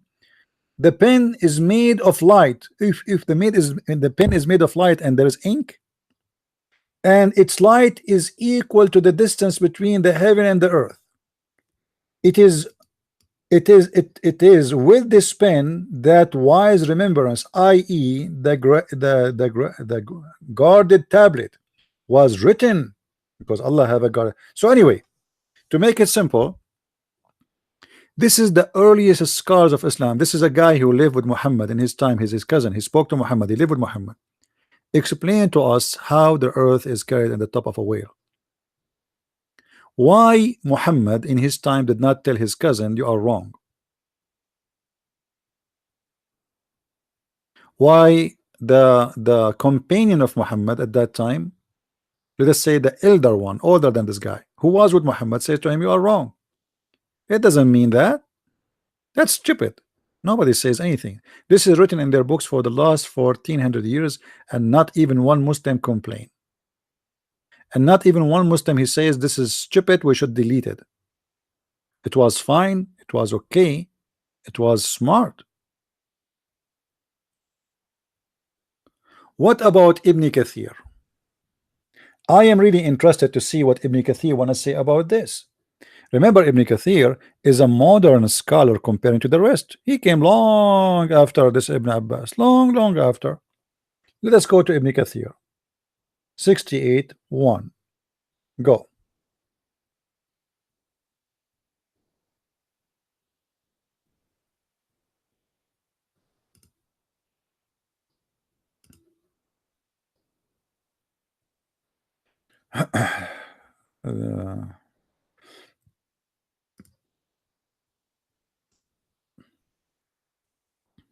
Okay, hold on.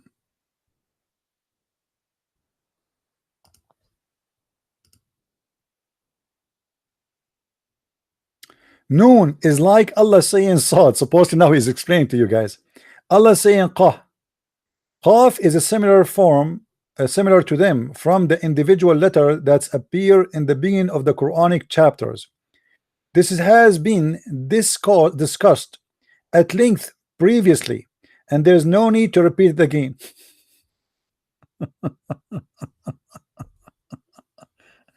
You see, this guy is smarter. He skipped it. There's nowhere he discussed the noon before. He discussed the other letters, but to skip, being stupid, he decided not to talk about it. This discussed where he mentioned the noon before. He discussed the qaf, and noon is time to discuss for us noon. What noon is about? He skipped it. He decided not to talk about it.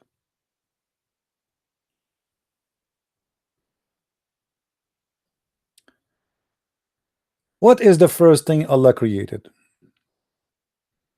The first thing Allah he created is the pen. Do you see it? Muhammad, he said, the first thing Allah he created was the pen, and he said to it, write. And the pen said, oh my Lord, what I shall write? He said, write the degree and whatever will through eternity. What does that mean? But here we have a problem. According to the Quran, the first thing Allah created in chapter 41 is different from what Allah created in chapter number 79. In the hadith is different too. As an example, we showed you where Muhammad in the hadith he said that the first thing Allah created, it was the clay. And then in Sunday he created the mountains. Where is the pen? Anyone see the pen? There's no pen. Suddenly Muhammad, he forgot about the pen.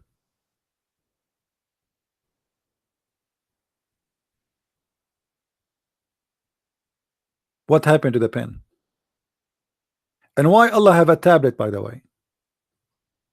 You see, tablet is you know, like especially in the old days, and now actually, you know, I mean, the format of writing change. Now you use computer, you use a smartphone. It doesn't matter at the end of the day. It's just because you want to reserve things. Okay.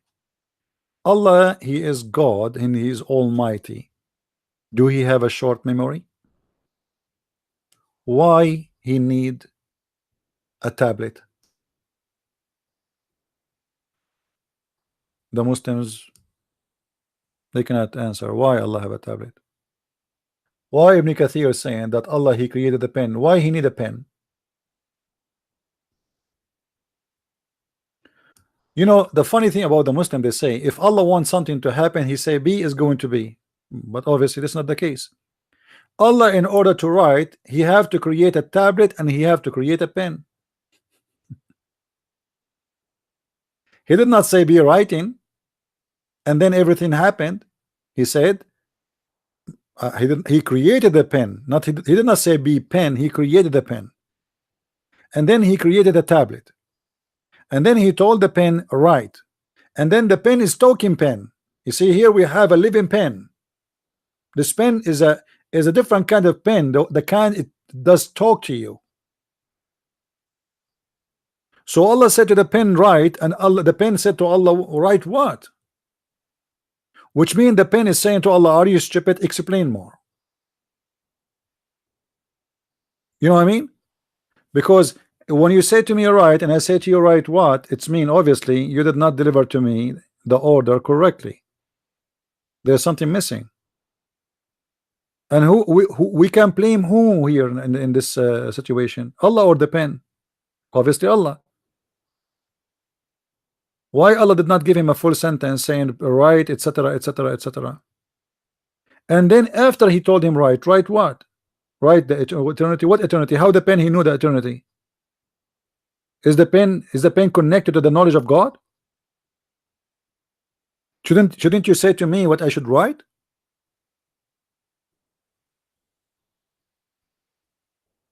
You know what I mean, guys? Imagine this. You are Allah, and now you created a pen and you told the pen this is a magical pen. You told Mr. Pen write. Now the pen is speaking to you. Like what? Okay. How? Okay. And then you say to him, write the thought, whatever with thought through eternity. How the pen will know that? How the pen will get the knowledge about that? He's a pen.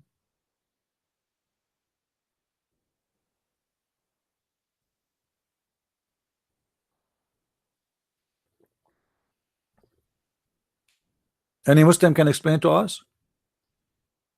Is this pen have a cable connected to the brain of Allah, so whatever Allah He think about, He knew and He write down?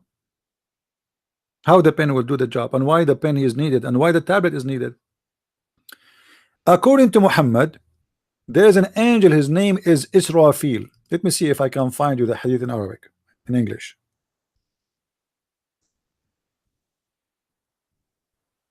Israfil is an angel who is in charge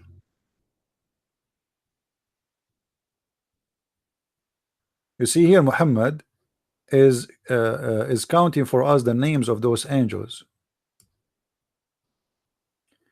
The messenger of Allah said Allahumma Rabb Jibreel wa Mikail wa Rabb Israfil. Do you see Israfil?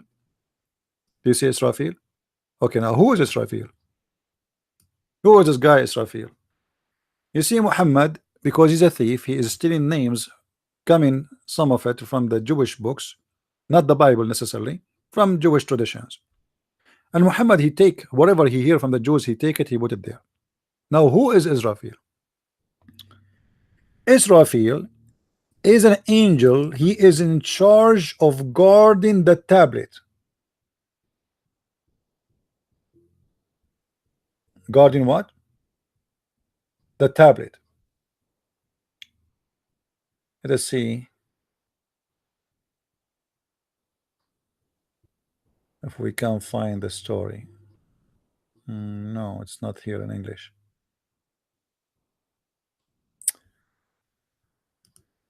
Let us see the story of Israfil, where we can find it.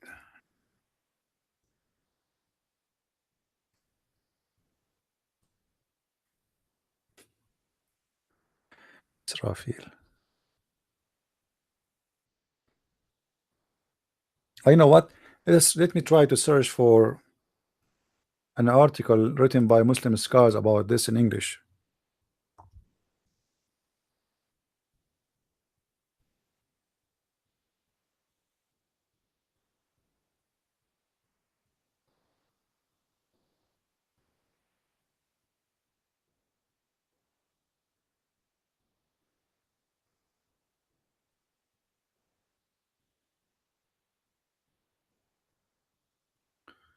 Let us see. I will try to search for. Let us see how they write it in English here. Israfil. Here we go. Israfil. Okay. Yeah, I will try to find an article written about it in English so we can laugh a little bit about this madness. Okay, different Israfil. Different.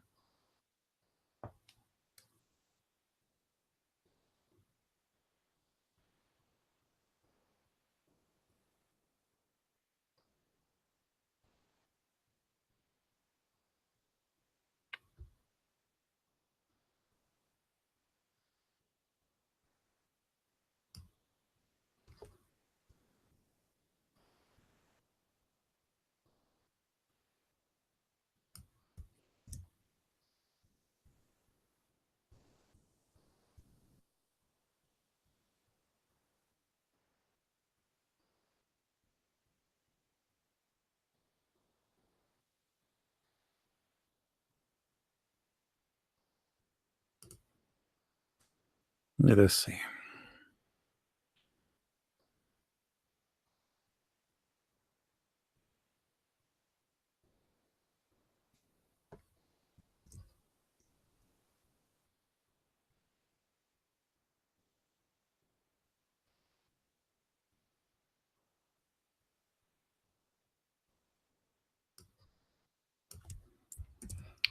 Still looking.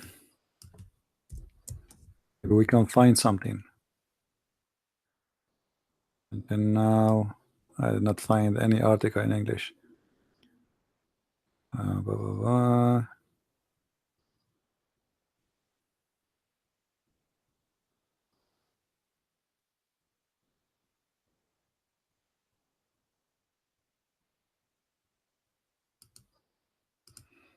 Let us see this one.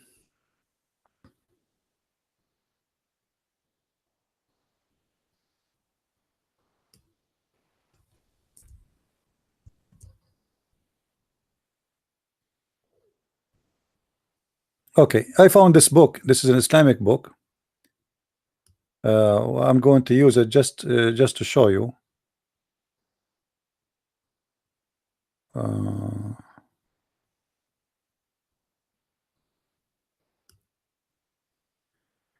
This is an Islamic book. It's called Hayat al-Qulub, volume number 1. And this is the name of the author. Let me zoom in. All right. You see, I tried to look for English because I can find you tons of stories in Arabic, but that will not help me much. All those stories is about Israfil. All of them, they are funny, and all of them, they are crazy. But this is the one I want to talk about.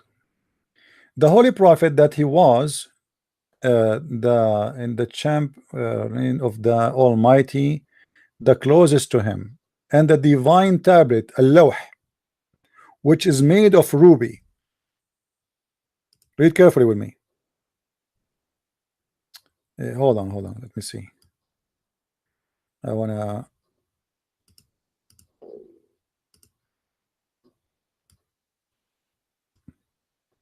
The problem, I cannot post the link for you because this is a very long link in Google, you know. But maybe you can search.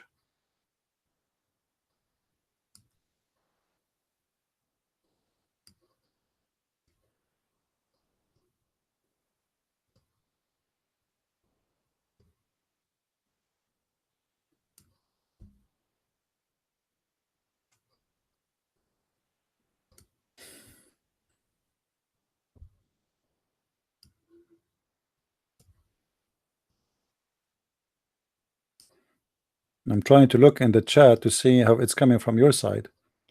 Is it, you can see guys all the text? Is the whole text showing or part of it?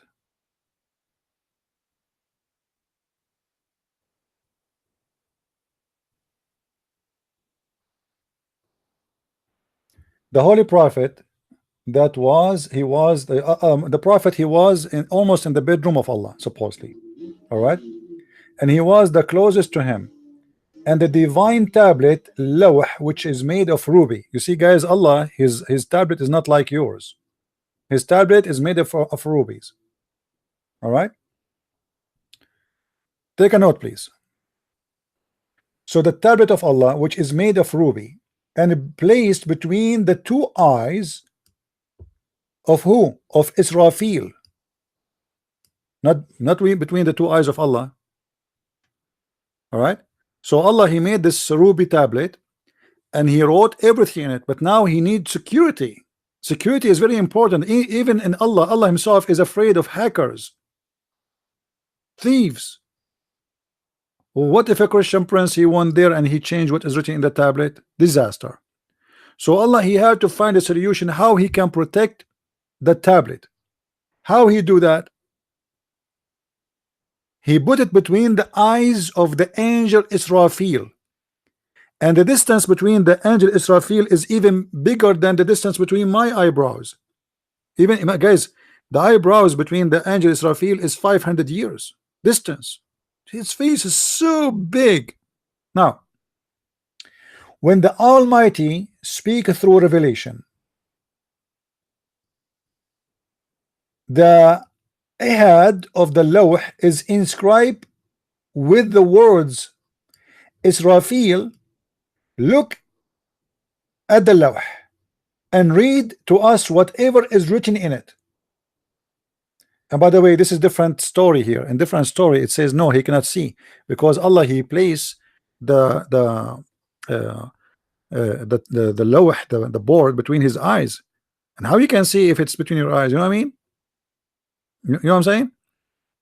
This is why Allah, he placed it there, so he cannot see. But here in the story, the Muslim, they have different propaganda, different cartoon. And read to us whatever is written on it. We convey the message. I think we need to make the text smaller. Hold on, I think there is something wrong here. Hold on. Yeah, I think this is better because there is part of the text is hiding. Yeah, that's better. So read to us whatever is written on it. We convey the message to the heaven. So who is the one who read? Israfil, he read to the other angels. Angels cannot read. Israfil is the one who read for them. And there is 90 curtains of light between him and Allah. If. Their brightness dazzles the eyes, and it is impossible to describe their attributes. I am the closest of all creatures to Israel. Who is the one who's talking? Muhammad. Muhammad is the most close person to Israel. Okay. But there is a distance of 1,000 years of travel between us.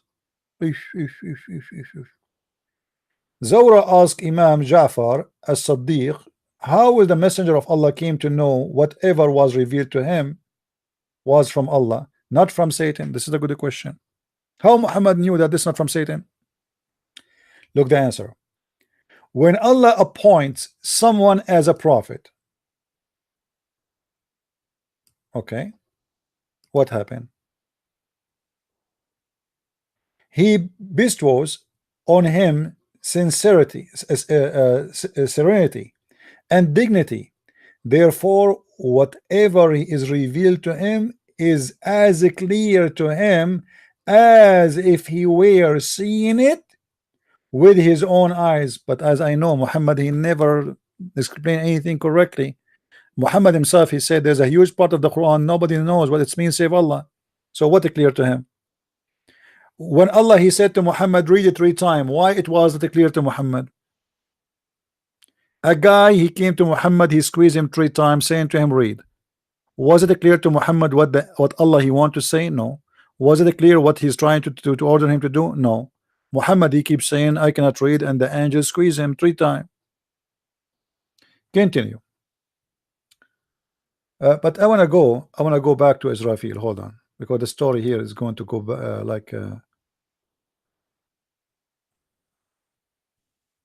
let us go to Israfil. More stories about Israfil. What's wrong with this site? Froze. Okay.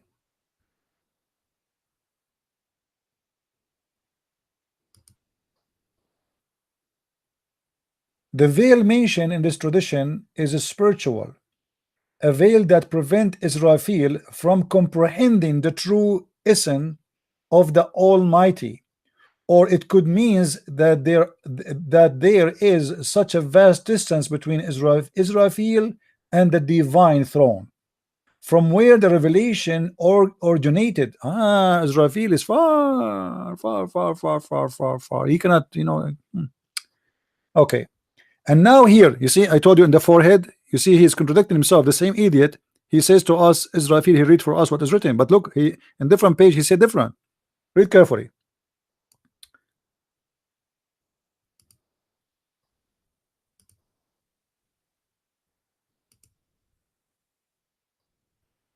And then he continues saying, where the revelation originated, okay, as mentioned in another tradition, that there is 2 extremes of protected tablet. Al-Lawh al-Mahfuz is one of them. Is the divine, it is at the divine throne. So the Lawh al-Mahfuz is at the divine throne. Guys, is my red thing is covering the text for you? Or still you can read? Let me make it, maybe I can make it thin. Hold on. There's no way to make it thin. Interesting. Because I don't want my pen to block. Okay, let's try this one here. Try to make it very thin. And then he says, so there's 2 kind of tablet. One of them is Al-Lawh al-Mahfuz. The one of them, it's at the divine throne. And the second is at the forehead of Israfil. Do you see? I told you it's in the forehead. You see? Allah, he placed one tablet in the forehead of Israfil. Cannot see it. Why he put it there? So he cannot see it. Try it. Put something in your forehead. How you can see it? You cannot. This is a very smart move of Allah. And you are telling me that Allah is not smart? How Allah noticed that this is the best place to put it there, and Israfil, he can protect it now because nobody can get close to it. Otherwise Israfil will see him and he will bite him. But in the same time, Israfil cannot see what is in the tablet. So when Allah, he speaks through the revelation, the tablet touches the forehead of Israfil, and he look at the tablet, and whatever his eyes, whatever he sees, he relate to the archangel. Hold on. How the tablet is in the forehead of him and he can still see it? Are you saying to me your Israfil have a frog eyes? How you can see it?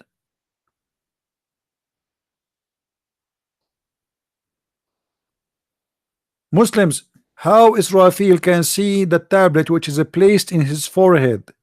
In order to see it, Israfil, he have to have like his eyes is connected to a tube, like some insect. His eyes move around. And not even a spider, he cannot do it. There is, I saw before, I forgot the name of those creatures. Like their eyes is like you know, they are coming out of their head. It's like insect, you know. How you can see that?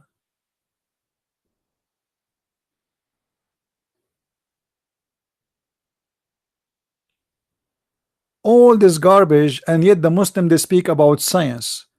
Allah have a tablet. Allah, he write all things in the tablet. Allah, he wrote in the tablet that Muhammad, he have the right to have sex with his own daughter-in-law. Allah, he wrote there. I mean, do you see how important that for Allah to write down? Because remember, everything in the Quran is written there too. Allah wrote in that tablet that Suleiman, he heard the ant speech. Allah, he wrote in the tablet that Suleiman wives, they have sex with the devil. Allah, he wrote in the tablet that when you have sex, Shaitan will round himself around your penis if you don't say the name of Allah before you have sex. Shaitan will enter your anus. Shaitan will take hair from your anus. Shaitan will sleep in your nose. Do you see how much is top secret, the information in that tablet? Now hold on.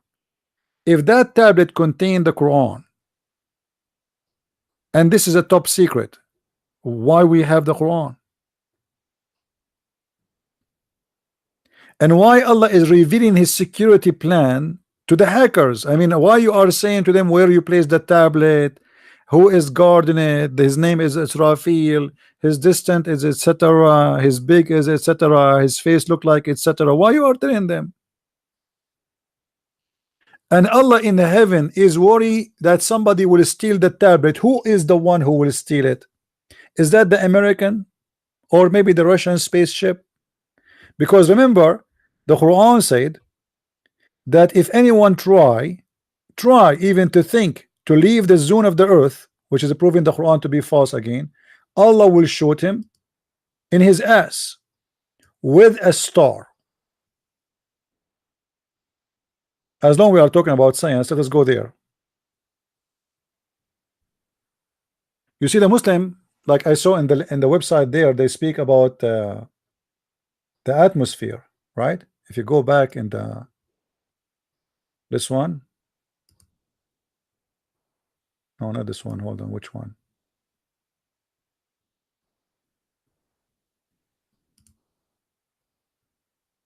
Is that the one?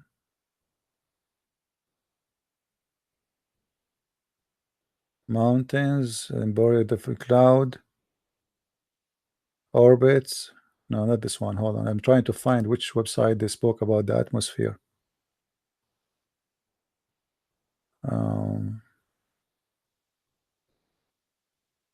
Actually, we can search for it, you know.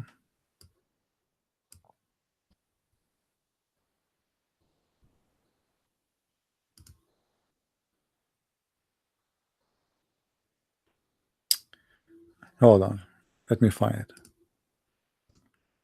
You see, all those topics are connected, and all of them, they will get the Abdul busted with their lies.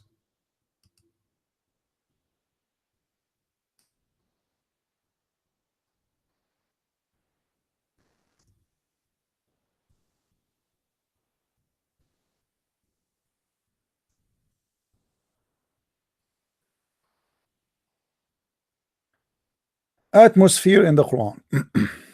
Here we go. The Quran mentioned the atmosphere. All right.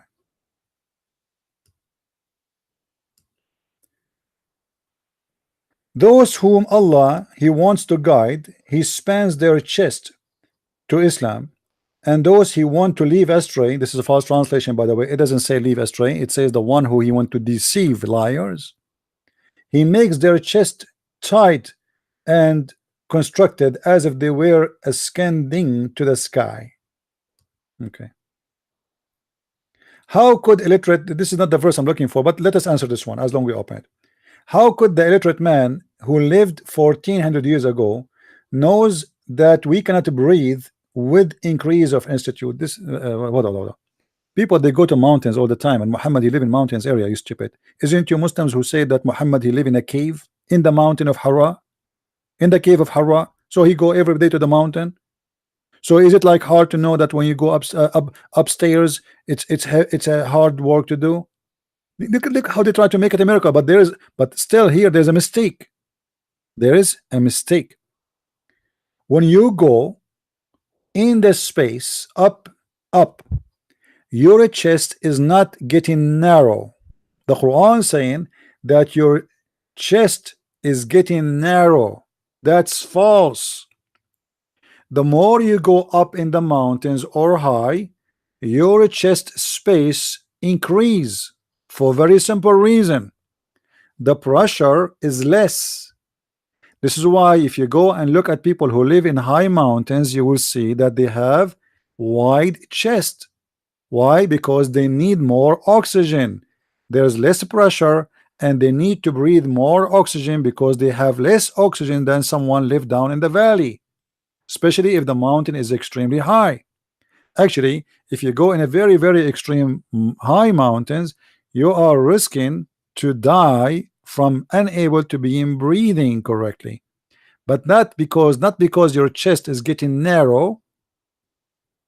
It is because of the oxygen, and your chest is expanding, not getting narrow.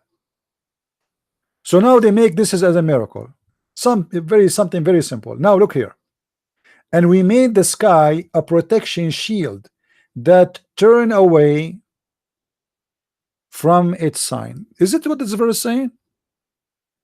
Who is the Muslim on a bet that this is a big fat lie? The verse doesn't say that. Who wanna debate me about this? Protective shield? Shield from what? The sky is a protective shield. The verse he's talking about, and you know, by the way, when the Muslim they try to make a miracle, why they cut a verse? Isn't them who says to read the verse before it and the verse before after it so he can understand? Isn't it them who always says you are taking things of context? How come now they are just quoting little verse for us and they don't give us what is before it, what is after it? Let us go and see in the Quran what it says, and so we can laugh more.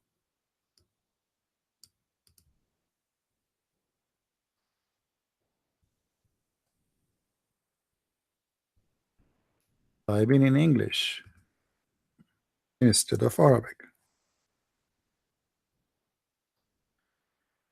وَجَعَلْنَا السَّمَاءَ سَقْفًا مَحْفُوظًا. Chapter 21, verse number 32. Okay, what does chapter is saying? وَجَعَلْنَا السَّمَاءَ سَقْفًا مَحْفُوظًا.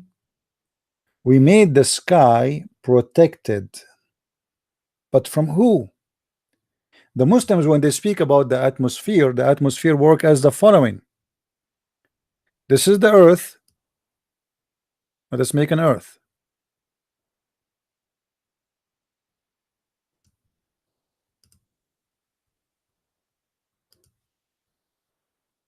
This is the earth. And then around the earth, we will make a different color. We have, let us say, the atmosphere is here. So if there is something try to go through,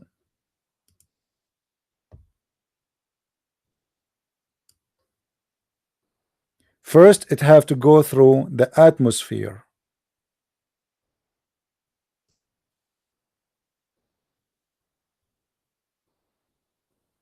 What the Quran is speaking about is the opposite. In the Quran, the earth first is a flat, and we proved that to you in many places already today. So we have a flat earth,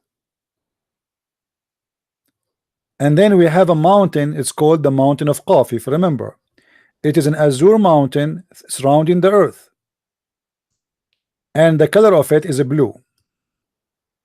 Oh, we have to make it hold on. It's a blue mountain surrounding all the earth, and then in the top of it we have a dome. This is the sky, and Allah saying that we made the sky protected roof, but from going from in to out, not from out to in. The atmosphere, things try to go through the earth to the earth. What the Quran is speaking about, that you cannot get out, not get in. You see how they lie? The Quran saying you cannot get out in this direction, you stay in the earth. How we prove that? Let us get the Abdul busted again as usual.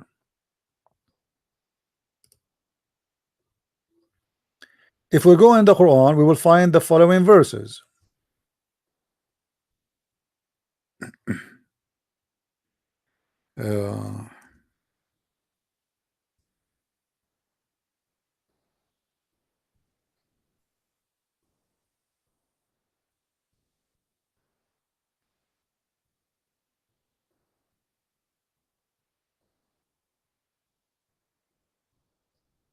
You see, the Muslims, they don't want to show you what the Quran is saying.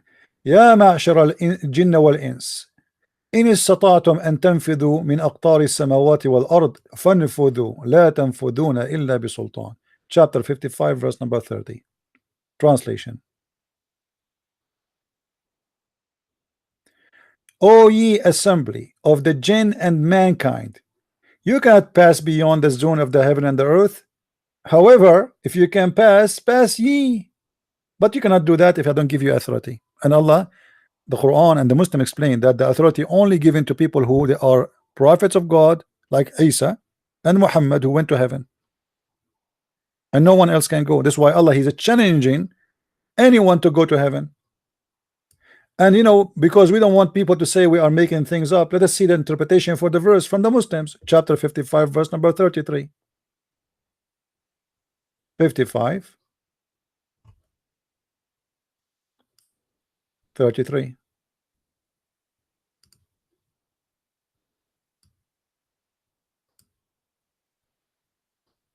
Oh, company of the jinns, means if you have power, if you are able to penetrate all, to break free from the regions, the extreme to the heaven of the earth, and from the raw of the angels, and penetrate them, then break free, flee. You will never penetrate them. You will never. So what the Quran is saying, that a human being, neither genie, they can go out of the earth, and this is proven to be false, because a human being already went to the sky and out of the space. Not only flying in the airplane, they went out of the space, out of the zone of the earth. So here the Quran saying you cannot do that. If you don't like Ibn Abbas, by the way, we can change you because customers come first. We can go to Al-Jalalain. We can go to Ibn Kathir, who try to be always smart in the outing smart the Muslims. Oh, company of the jinn, if you are able to to exit from the confines of the region of the heaven and the earth, then pass through. A commandment, challenge to them to what they are incapable of doing. You cannot do that unless Allah He allowed you, and Allah He allowed only who? The prophets and the angels to do that. Now, so the atmosphere the Muslim trying to speak of, which is in this article, is a false interpretation for the verse. What about we read this article, this verse, we take it here, chapter 21 verse number 32, and see what it's the meaning in the, according to the scholars of Islam. Does it mean what they are saying? Let us see. Chapter 21 verse number 32. 21.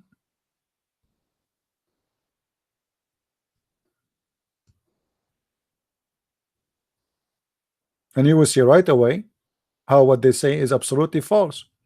And we made the heaven a roof for the earth, functioning like a roof of a house, preserving from collapsing, and yet of a sign, therefore, namely a sign for those in heaven, such as a sun, etc. Okay, this is a Jalalain. Preventing what? The space from collapsing. This is not what the roof does. We have made the sky a roof for the earth, withheld from them, such that it does not fall. It's also say it's mean it's protecting it from Satan by the stars. Yet they, i.e. the people of Mecca, they turn away. Okay, how Allah protect when Allah he made the sky protected roof from the Satan? What does that mean? In different verse, Muhammad he said that when Shaitan he tried to leave the zone of the earth, Allah shot him by a star in his ass.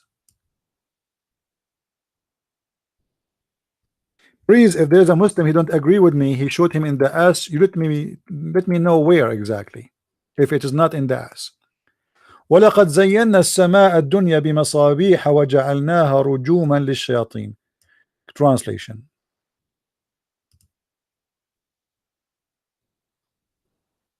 And verily we have beautified the world heavens with lamps. By the way, this is not true. It's not the world heaven, it's the lowest heaven. And this is what the Muslims speaking about, the atmosphere. The lamps is in the atmosphere according to Islam. So we beautified the lowest heaven with lamps. You can change the translation if you don't like it. You know, all of them they lie, but we can, you know, just for the sake of education. You see, the lower heaven. And we adorn this lower heaven with lamps. So only in the lower heaven there is lamps. What the job of those lamps? Those lamps have a job. The lamps are the stars.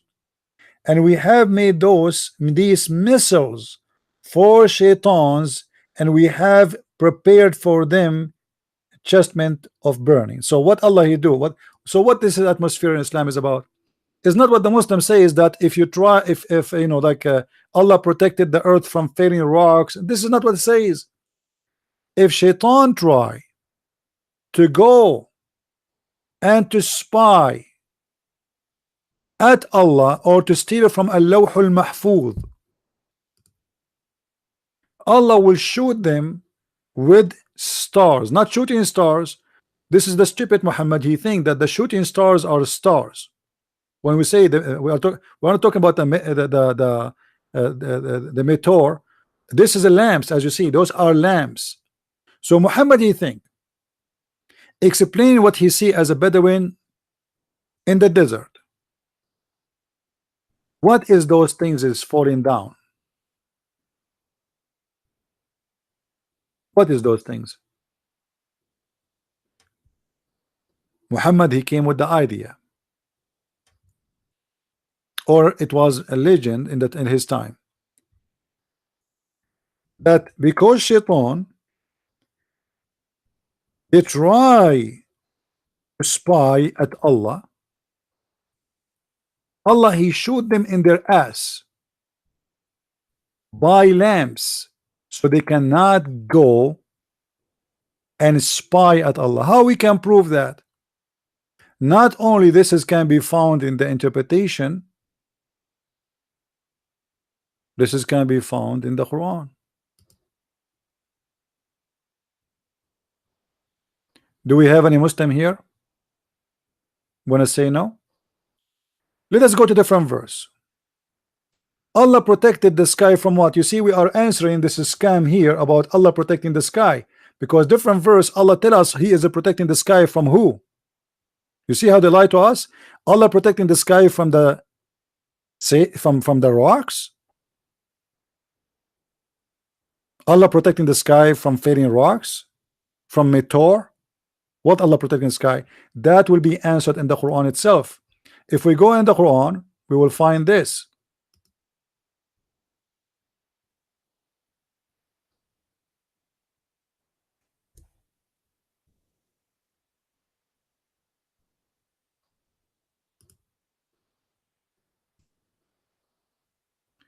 وَحَفَظْنَاهَا مِنْ كُلِّ شَيْطَانٍ رَجِيمٍ.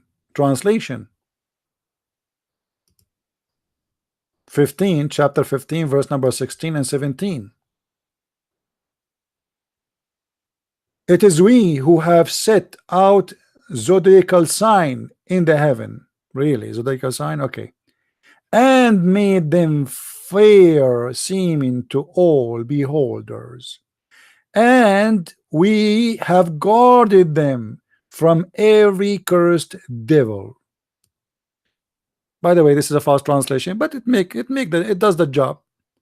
The Quran confirmed that Allah protecting the heaven from the devil, not the opposite. The devil is in the earth. The devil, he live in the earth. Remember, the Quran says in different verse, Allah, he said to Adam and Eve and to Shaitan, get down from it. And we certainly have made it a stronghold in the heaven, and we have made it fair seeming for the beholder, and we guarded what? Guarded what? The sky, the heaven, against every cursed shaitan. If there is a shaitan is not cursed, no, all shaitan is cursed. So the guardian of the sky is not what the Muslim they try to say to us. It's about atmosphere. It's about shaitan. He cannot get out. What else? How we can prove that shaitan here, the purpose, as we said, that the shaitan trying to spy at Allah. You see how something stupid and silly Muslim they make it a miracle and science.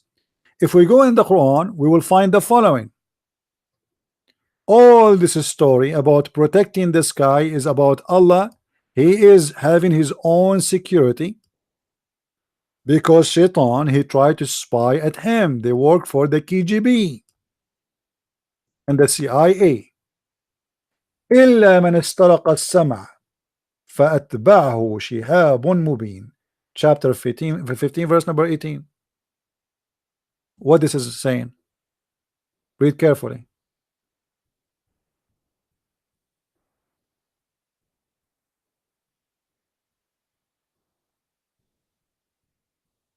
The same chapter, actually. We're reading from same chapter. It's explain itself. But we can read more than translation.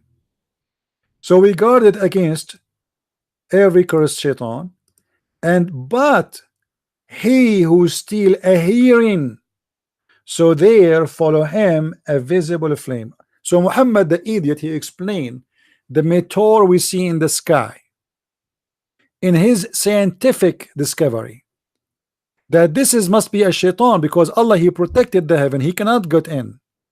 But there's maybe shaitan, he tried to spy, so he go there, and when he go there, he might hear something trying to spy at Allah. However, don't worry, be happy, Allah will shoot him with the star immediately.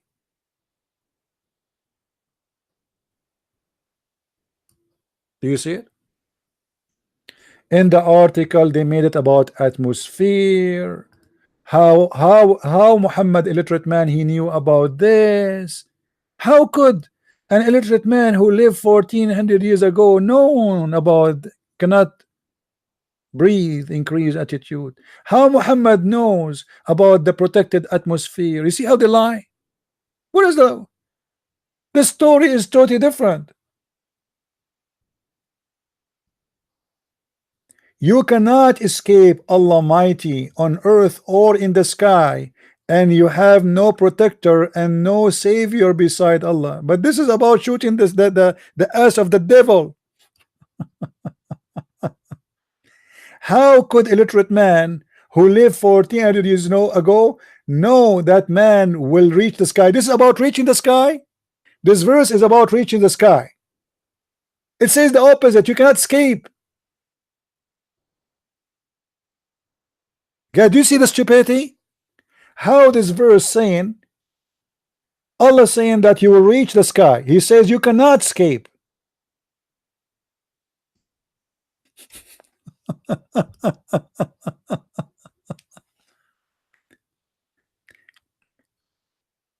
we are not done. We are not done. Let's see. There's one is more funny. Look at this one.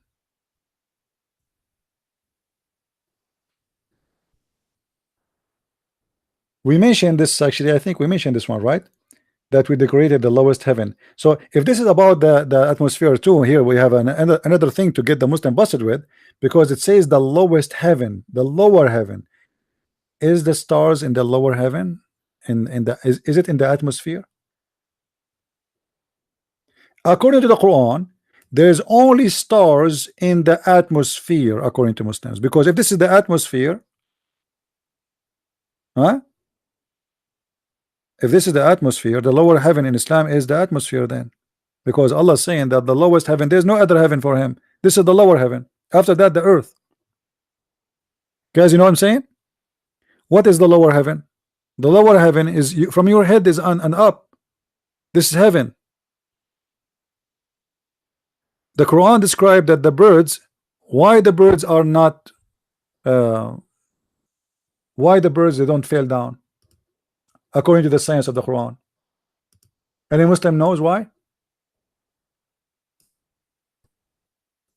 It's in the heaven. So this is already the heaven. The bird is in the heaven, and the bird will not fall down, is not falling down, because simply Allah is holding the bird from failing. Is that true, guys? Muslims, Abdul?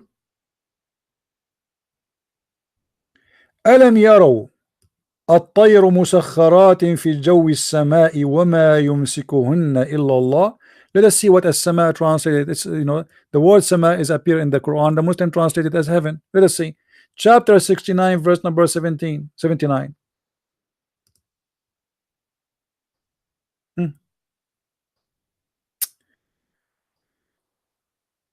Do they not look at the birds has poised in the midst of the sky? Nothing hold them up but the power of Allah. Really? So the birds are not falling down because Allah is holding them? Is that right? I mean, this is obviously is a science. Okay, question then, based on this, what is holding the American F-16 from falling down?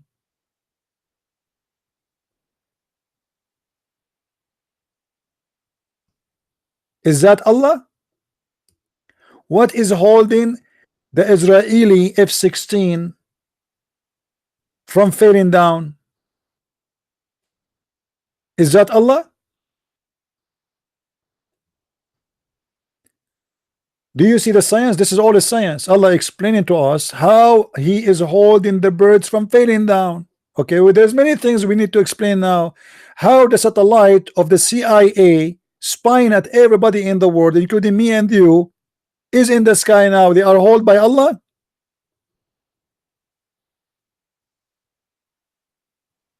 I mean, obviously, this is a true science.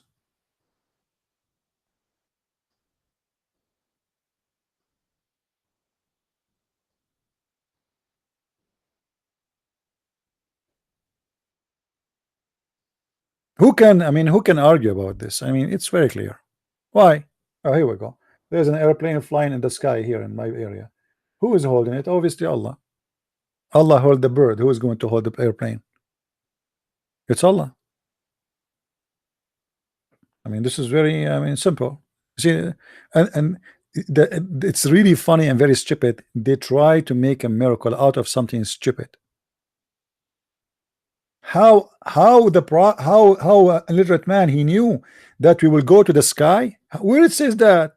Chapter 29, verse number 22. Let's see that. Maybe the translation says that, maybe the interpretation. Chapter 29, verse 22, predicting that we will go to the space. Is that right? Okay, I will go. 29, 22. 29, 22. Let us see if this is what it meant. Let us see who's the liar.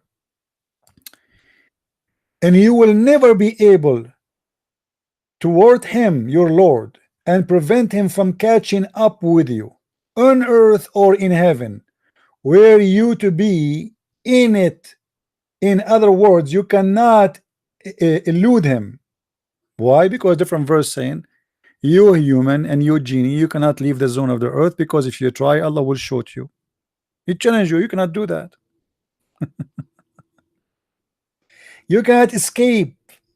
This is not about predicting that you will go out of heaven. It says you cannot predict. You cannot protect yourself from me because you cannot escape.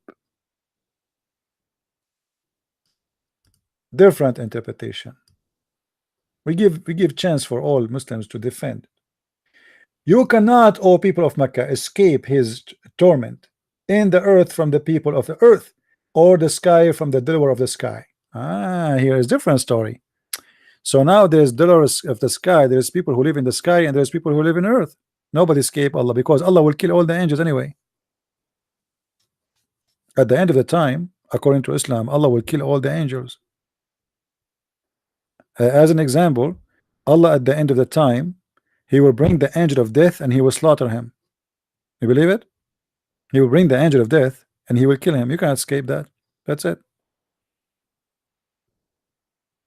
So look how they try to make something very stupid, very silly, try to make it appear as if it is scientific discovery. We can keep going and going, but maybe we better leave something for tomorrow. The Christian Bible says it's rain because someone spills the water jars of heaven. Job. Hail and snow have their in warehouses. Guys, when I say Muslims, they always help me to show how stupid Islam is. You don't believe it. If we go right now to Job 38, 37, let us do that. Hold on.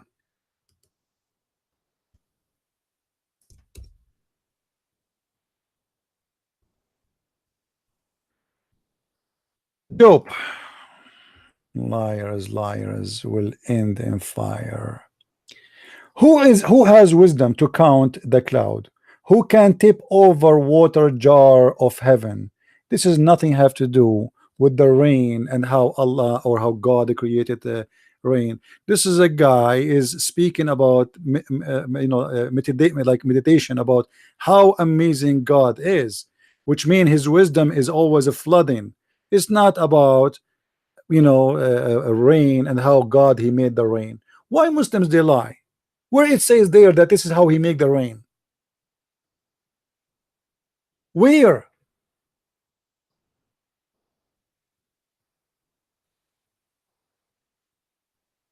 This is a metaphorical statement about the wisdom of God. It's endless. It's like you have a jar full of water and the water keep coming. This is not about rain. And then in the article they said, not like the hail and the snow there was in warehouse. Let us go to 30, the same chapter 22, 23 and laugh, because I will find you what the Muslims are saying in their Quran, not in our Bible. Same chapter 22, 23. Let us go there. Okay.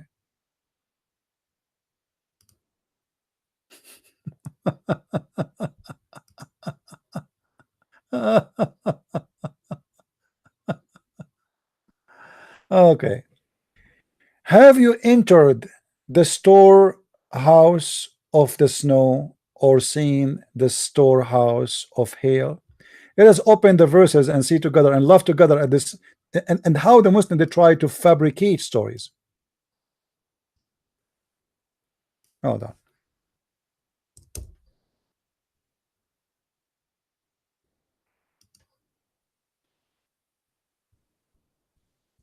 Let's see the chapter and laugh together at the fabrication of the Muslims. All of this is meditation. Nothing here is declaring that God he said I do this and I do that. This person, this is a man, is wondering how God he created everything, how amazing he is. You can read, actually, you know what, let us play a little bit of it and I can hit Job 38. Then the Lord answered Job out of the whirlwind and said, Who is this that darkeneth counsel by words without knowledge? Gird up now thy loins like a man, for I will demand of thee, and answer thou me. Where wast thou when I laid the foundations of the earth? Declare, if thou hast understanding? Who hath laid the measures thereof, if thou knowest? Or who hath stretched the line upon it? Whereupon are the foundations thereof fastened? Or who laid the cornerstone thereof? When the morning stars sang together, and all the sons of God shouted for joy? Or who shut up the sea with doors when it brake forth, as if it had issued out of the womb? When I made the cloud the garment thereof, and thick darkness a swaddling band for it, and brake up for it my decreed place, and set bars and doors, and said, Hitherto shalt thou come, but no further. And here shall thy proud waves be stayed. Hast thou commanded the morning since thy days, and caused the dayspring to know his place, that it might take hold of the ends of the earth, that the wicked might be shaken out of it? It is turned as clay to the seal, and they stand as a garment. And from the wicked their light is withholden, and the high arm shall be broken. Hast thou entered into the springs of the sea? Or hast thou walked in the search of the depth? Have the gates of death been opened unto thee? Or hast thou seen the doors of the shadow of death? Hast thou perceived the breadth of the earth? Declare if thou knowest it all. Where is the way where light dwelleth? And as for darkness, where is the place thereof? That thou shouldst take it to the bound thereof, and that thou shouldst know the paths to the house thereof.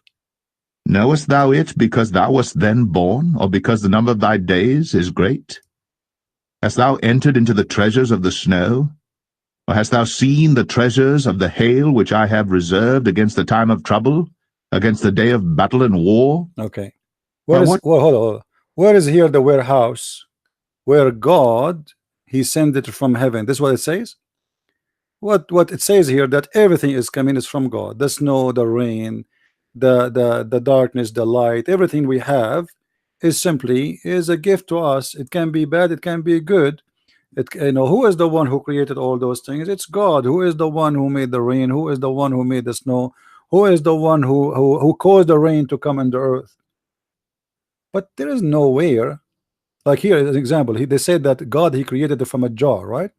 Here, who caused the rain on earth where no man is in, etc. So all of this is a metaphorical mean about what God he did, the amazing power of God. But there is nothing here about science. This man meditating with God, and he is receiving the answer that who is the glorious, who can be glorified more than this Lord? Who is the one who did all of this? However, as long as the Muslim they says that the Bible speak about there is a warehouse of snow, which it doesn't say that, and we are playing the verse in front of you. Nowhere it says that God he have a warehouse where he stores snow, and then he take from the warehouse and he send it to us. It doesn't say that. That is in the Quran. Read carefully. Hail and the snow, their own warehouses. So the Muslims now they admit that anyone believe in this is stupid. They cannot escape it no more. Let us go and see the Quran, because this is in the Quran, not in the Bible.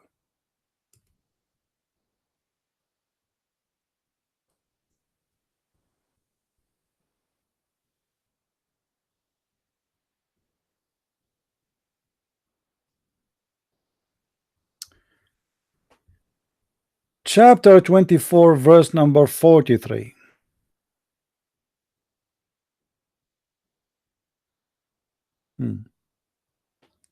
You see here the Muslims, they try to cover the shame of the Quran, the stupidity. Look what they say. And he sent down from the sky hail like mountains. It doesn't say like mountains. Or they are, or like this guy is trying to fix it now. So trying to cover his ass, literally. Or there are in heaven mountains of hail where he sends down hail. This is what it says actually. This is what it says. It is the Quran who says that in the heaven there's mountains of hail and Allah break from it and he throw it on us. How we can prove that this is the meaning? Let us go and see the scholars. You see, we don't give a meaning for the Bible as the Muslim they do for our own. I mean, the Muslim he will give you a verse from the Bible, says, look what the Bible says, and he give it his own interpretation. In order to understand what the Bible says, learn the interpretation of the Christians for their book, because at the end of the day, that's what we believe. In order to understand what the Quran saying, don't give the interpretation, don't take the interpretation from a Christian prince. Read the interpretation of the Muslim scholars, not those scammers these days who try to fabricate meaning does not exist. Go to the original scholars of Islam, who they were as scholars of Islam for the last 1200 years. Not to someone, his name is Zakir Naik, who do not even know how to read the name of his prophet in Arabic. So let's go and see what the scholars they say about this. Chapter 24, verse number 43. Whatever the scholars they say, I accept it. Is that fair? Don't take the meaning, because he maybe Christian prince is lying. Maybe he got it wrong in Arabic. Maybe he don't understand Arabic very well. Maybe. All options is possible. 24:43.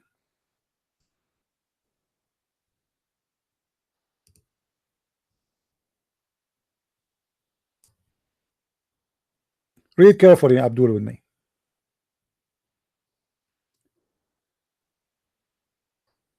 Then he bring the cloud together, etc., etc., etc., etc., etc. Okay, and then he says, he sent down from the heaven mountains where is hail. Do you see it, guys? This is the true meaning. He said he sent down hail from mountains in heaven. Who is the one who have a warehouse for snow? Abdul. That is us or you?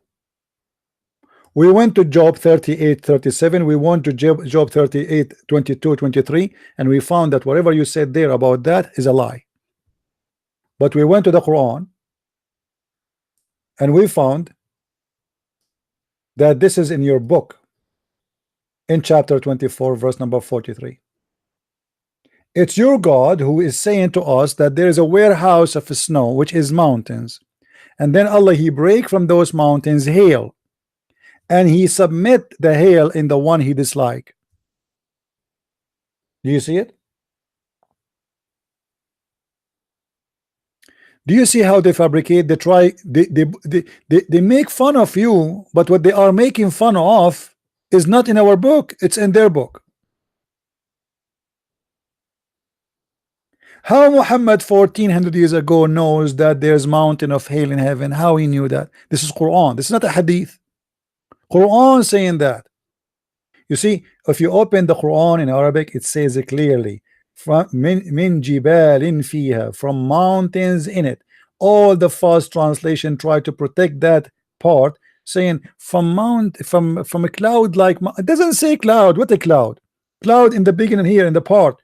Then after that it says وَيُنِزِلُ. This is different part. You see, in Arabic the letter wa in Arabic is equal to end. Wa is equal to end, and you say end when you start a new sentence additional to the first one. You want to continue, same as in English, you know, exactly the same as in English. Wa and end. So then وَيُنْزِلُ مِنَ السَّمَاءِ مِنْ جِبَالٍ فِيهَا, and we send it from the sky from mountains in it. He sent what? Hail. And because we are not a fraud, the same as those who try to make the Quran a book of science, we don't give interpretation for the verse up to ourselves. We go and see what the scholars they say. What about we go and see Ibn Kathir? Ibn Kathir is a modern scientist, or let us say scholar. He should be smarter. Maybe Ibn Kathir will protect Allah from being busted. Should we go and see what Ibn Kathir guy is saying? Let us go. What we will lose? Ibn Kathir, chapter 24, verse number 43. Maybe Ibn Kathir can do better.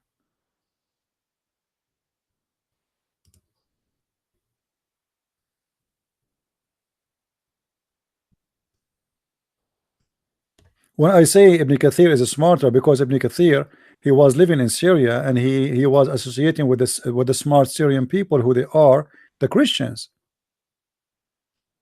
So he learned not to be dumb, and he always tried to defend the Quran from the stupid things in it. But let us see.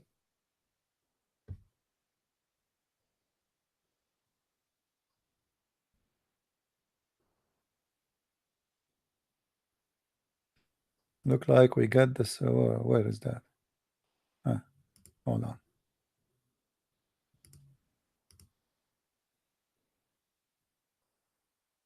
Let us see what Ibn Kathir is saying. Read carefully. He sent down from the sky, from mountain in it of Minik. Do you see it?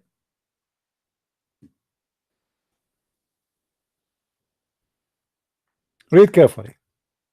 From mountains in it. None of the translation, they say the translation correctly. From mountains in it.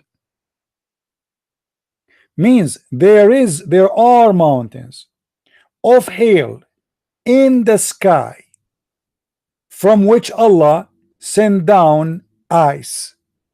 And now this is the moderate smart ass Ibn Kathir. You see, the more the Muslims get close to our time, the more they start trying to fix the stupidity of the Quran. So they try to deny it doesn't mean that, you know. The more they are close to Muhammad, the more the Quran is stupid, the more it's original. The Quran today, meaning according to Muslims, as you see, is far away from what the Quran is saying. This guy, they are saying that this is in the book of Job, that Quran, the book of Job, saying that God, he have a store warehouse of snow. This is cannot be in the Quran. There's no way, because the one who wrote the articles is an idiot. As you see, this is in your book. This is not in my book, Abdul. It is in your book. What kind of God this God is, who think that there is mountains of ice there, and then Allah, he break from it and he send it down.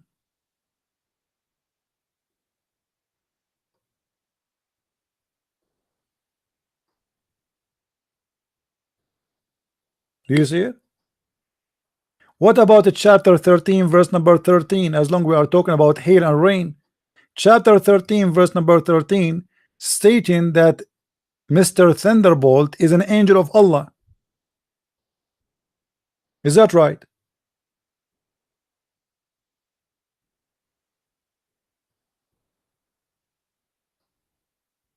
And Ar-Ra'd, the thunder, glorify Allah. Okay, how the thunder glorify Allah? Let us see how is that.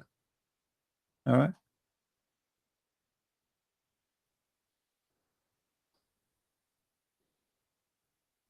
This guy, he didn't talk about it. Let us go to different interpretation. He did not mention. I didn't see where he.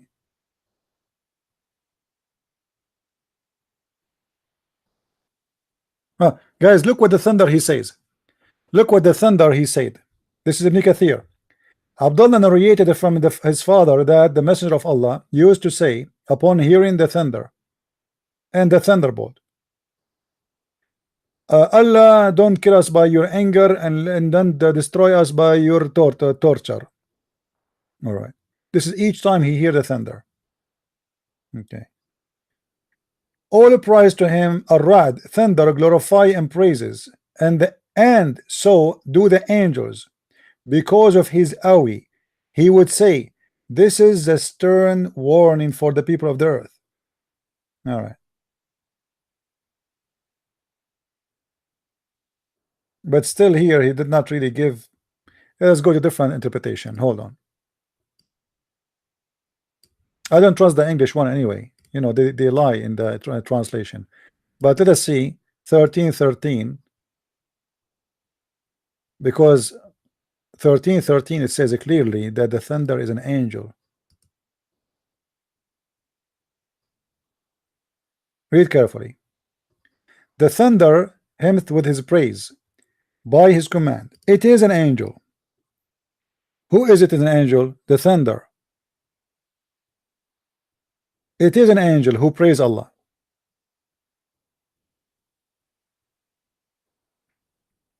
and Allah he hurt with it whoever he will. I can take that as a metaphorical, no problem with me, you know, that yes, God can kill somebody by thunder, why not? I mean, he can, but this is not the issue. The Muslims, they believe that the thunder is an angel. Tafsir al-Jalalain, read carefully. And the thunder is an angel who is in charge of the cloud. So now we know who is in charge of the cloud, in case you do not know. It's an angel, his name is Mr. Thunder. I think we have enough for today, guys. Tomorrow I don't do live podcast, so we will do it maybe Monday. I want to say thank you for being with us. I hope today we cover many issues and we answer the Muslims in many places. And sadly, I have my Skype open and not even a single Muslim call, because obviously they knew that this topic they cannot refute. They knew, all of them, that the science of the Quran is nothing but a fraud. Quran is a book of science. By the way, I'm not claiming as a Christian that my book as a Bible is the book of science, because it's not meant to be. It does not have to. This is a book about God, about about believing in God, about how to live your life, about even how to prepare for death. It is a spiritual book, have nothing to do with science. But because the Muslims, they have nothing to prove their prophet as a prophet. He have no miracles except having sex with the children. If this is a miracle, even when he went to the 7 heaven, 7-11 heaven, in top of a flying mule, nobody saw him, not even his wife. Muhammad, he have no witnesses for anything. So they have to find a way, the world today, into science. Teenage people into science, young ones into science. So what we can do, let us manipulate the Quran and make it fit with science, and that will make many fools convert to this cult. Science in the Quran, this is the most stupid book ever.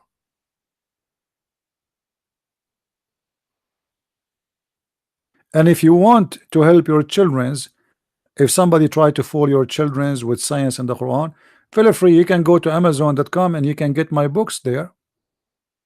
In my books, I give you all the reference, I give you all the proofs where nobody can refute. All of it is coming from Islamic source. As you see, I don't show you a verse and say how this is how I explain it. I don't. I never did so. I don't explain the Quran up to my mind. I give you what the Muslims believe about the Quran, the true Muslims, the scholars of Islam, the ones who were not ashamed of the stupidity of Muhammad for centuries. The Muslims today, because they notice that this is stupid, they try to decide to deny it. Even what their prophet said, they try to get rid of it. You see, when Muhammad, he said to his friend, where the sun goes, what the Muslim will say about Muhammad saying that, where the sun goes? And Muhammad explained that the sun goes every day from point A to point B to sleep under the throne of Allah. How the Muslims, they can escape this? This is in Sahih Muslim, this is in Sahih Bukhari, and those are the most legitimate books in Islam. What they will say, they will say the prophet is stupid. The only way for them to deny it is to deny the whole book.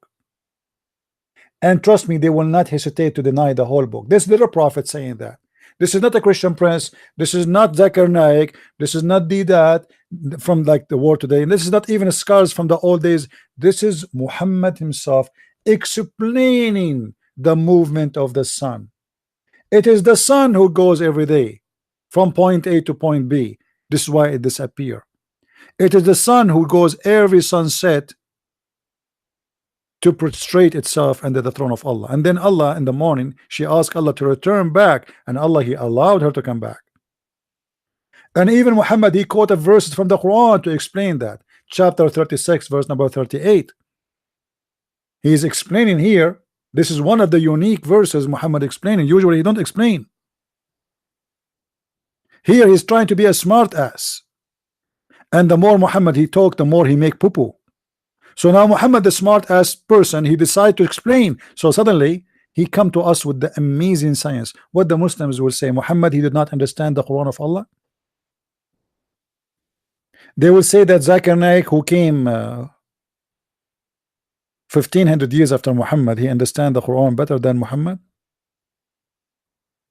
What they will say? They make fun of the Bible, that the Bible says that God created the sun in Wednesday. Didat, he was doing that. Didat, you remember?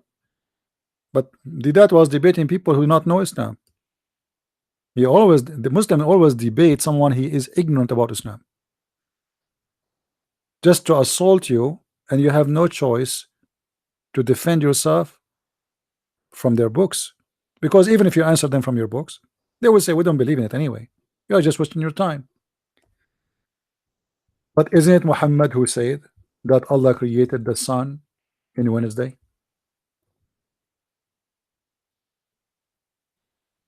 Isn't it?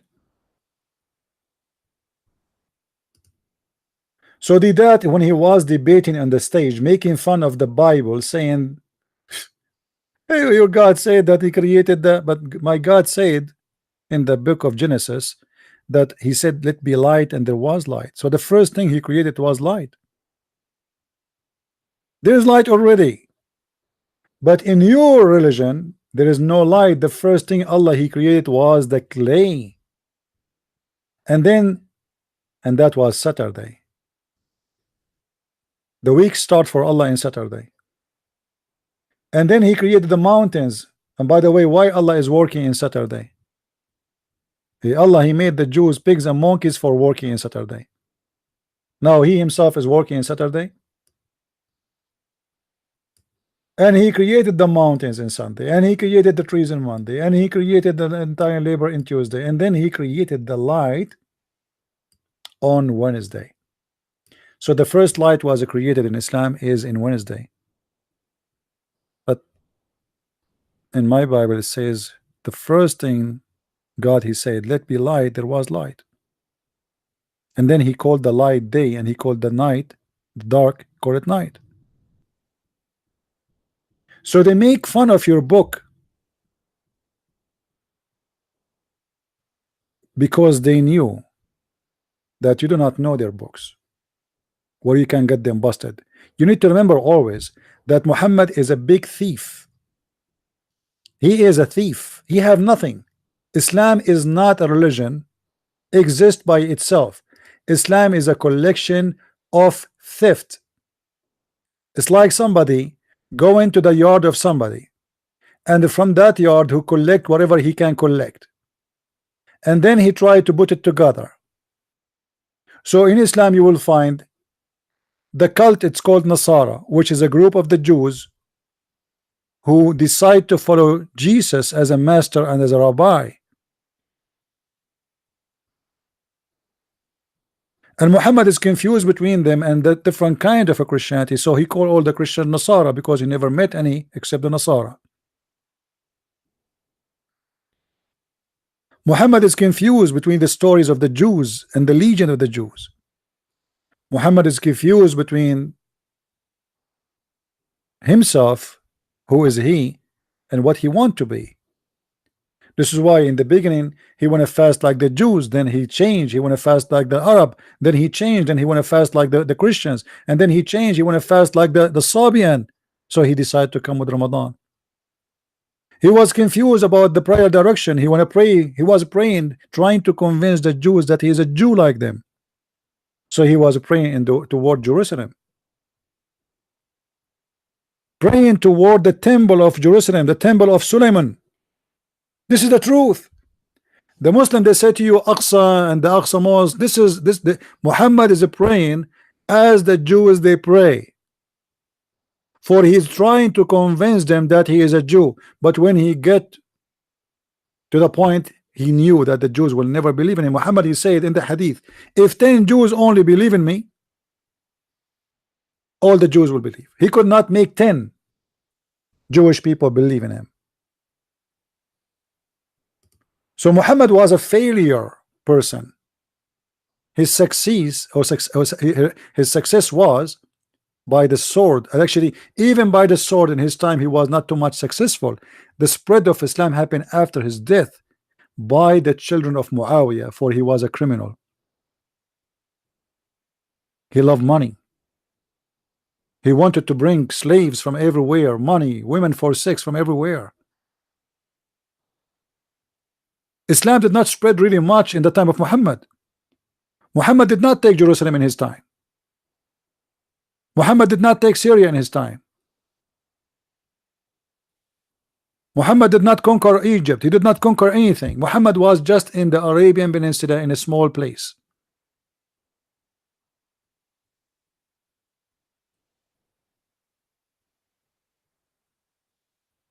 And right away when Muhammad he died, we know that there is, you can go and search right now for something, it's called the War of Apostate.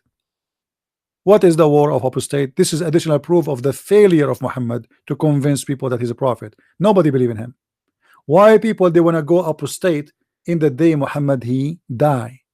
Because simply they've been forced to convert to Islam. Nobody is convinced. It's like Hitler. He forced everybody to be a fascist Nazi, and then Hitler died. In the same day Hitler he died, everybody decided not to believe in the fascism. This is exactly what Islam is about. So when the same day Muhammad died, people start not want to be Muslims. So you can go right now and search for the War of Apostate, and you will find that the Muslims, in order to make people stay Muslims, they have to go after them in war and kill them. Those are Muslims already. But the day Muhammad he died, they decide to stop following Islam. And that is a clear proof that Islam was not a choice. Islam was something they've been forced to. And until today, if a person, have you ever heard of a country, all people there, they have one religion? You might say to me, the Vatican. The Vatican, my friend, is not a country for citizens, is a country for monks. So it's very normal. We are talking about a country, have women, children, men who live there, live what kind of jobs. The whole country, Saudi Arabia, have one religion. There's no Saudi is allowed to be anything except a Muslim. Have you ever heard of a country have a single atheist? Why? Because Islam is a terrorism. Give people freedom and you will see how many people they want to be atheists. Forget about being Christian. Have you ever heard of a country have no gays and lesbian? When Ahmadinejad he came and he made a speech in the United Nations, he said, in my country we don't have gays and lesbian. A country of 80 or 90 million have no single gay or lesbian. Yeah, because if anyone dare to say I am, you will kill him. Islam stays exist because of terrifying. The second you give a freedom, the Muslims are not Muslims no more. They don't want Islam. Who is fighting Islam right now in Algeria? The Muslims. They don't want Sharia law. There's a war happening for the last 20 years. People do not know about it. More than 1.5 million Algerians get killed in Algeria. Why? Because the Islamists, they want to establish Sharia law. The rest of the population, they don't want Sharia law. More than 1.5 million get killed in Algeria alone. Who don't want Sharia law in Syria? Who don't want Sharia law in Egypt? Who don't want Sharia law in Tunisia? Who? Muslims. This is the truth. This is the fact. Where is the Islamic country practicing Sharia law? You will say to me, Saudi Arabia. Even Saudi Arabia is not practicing Sharia law in full. Nobody pays jizya in Saudi Arabia. Nobody. And jizya is one of the most important part of Sharia law.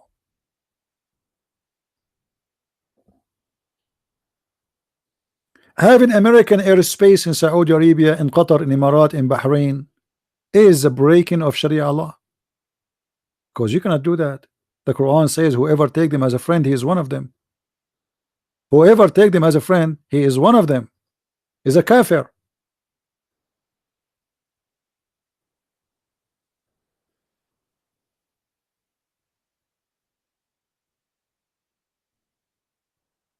So Muslims, they don't want Sharia law. And you tell me why? If Allah is the perfect God, and his law is the perfect law. So why the Muslims don't want Sharia law? Who is the one fighting ISIS right now in Syria? It is the Muslims. What kind of Muslims? The Muslims who don't want Sharia law, which means the Muslims who don't want to be Muslims. As simple as that. The Muslims who want to go and have a life like everybody, who want to listen to music. Muhammad forbidden music. Find me one Islamic country, one Muslim who don't drive his car and don't listen to songs. Find me one Muslim who don't have a TV. Find me one Muslim who don't watch porn. Porn is Islam is allowed, big deal, but in the legal way. Even the Quran says it's lawful for you to have prostitute. It's not forbidden in Islam to have a prostitute or even to work as a prostitute. But if the girl she agree, you're a slave girl. However, if you force her, Allah will not be upset from you. Is that correct? This is the verse in front of you, chapter 24, verse number 33. Force not your maids into prostitution when they desire chaste. When there's a condition. If they desire chaste, don't force them. But if they desire to work as a prostitute, no problem. And if you force them, it's okay. Allah is all forgiving, merciful. There's no place in the Quran that says prostitution is haram. It is the opposite, as you see. It is legal, it's lawful, it is allowed.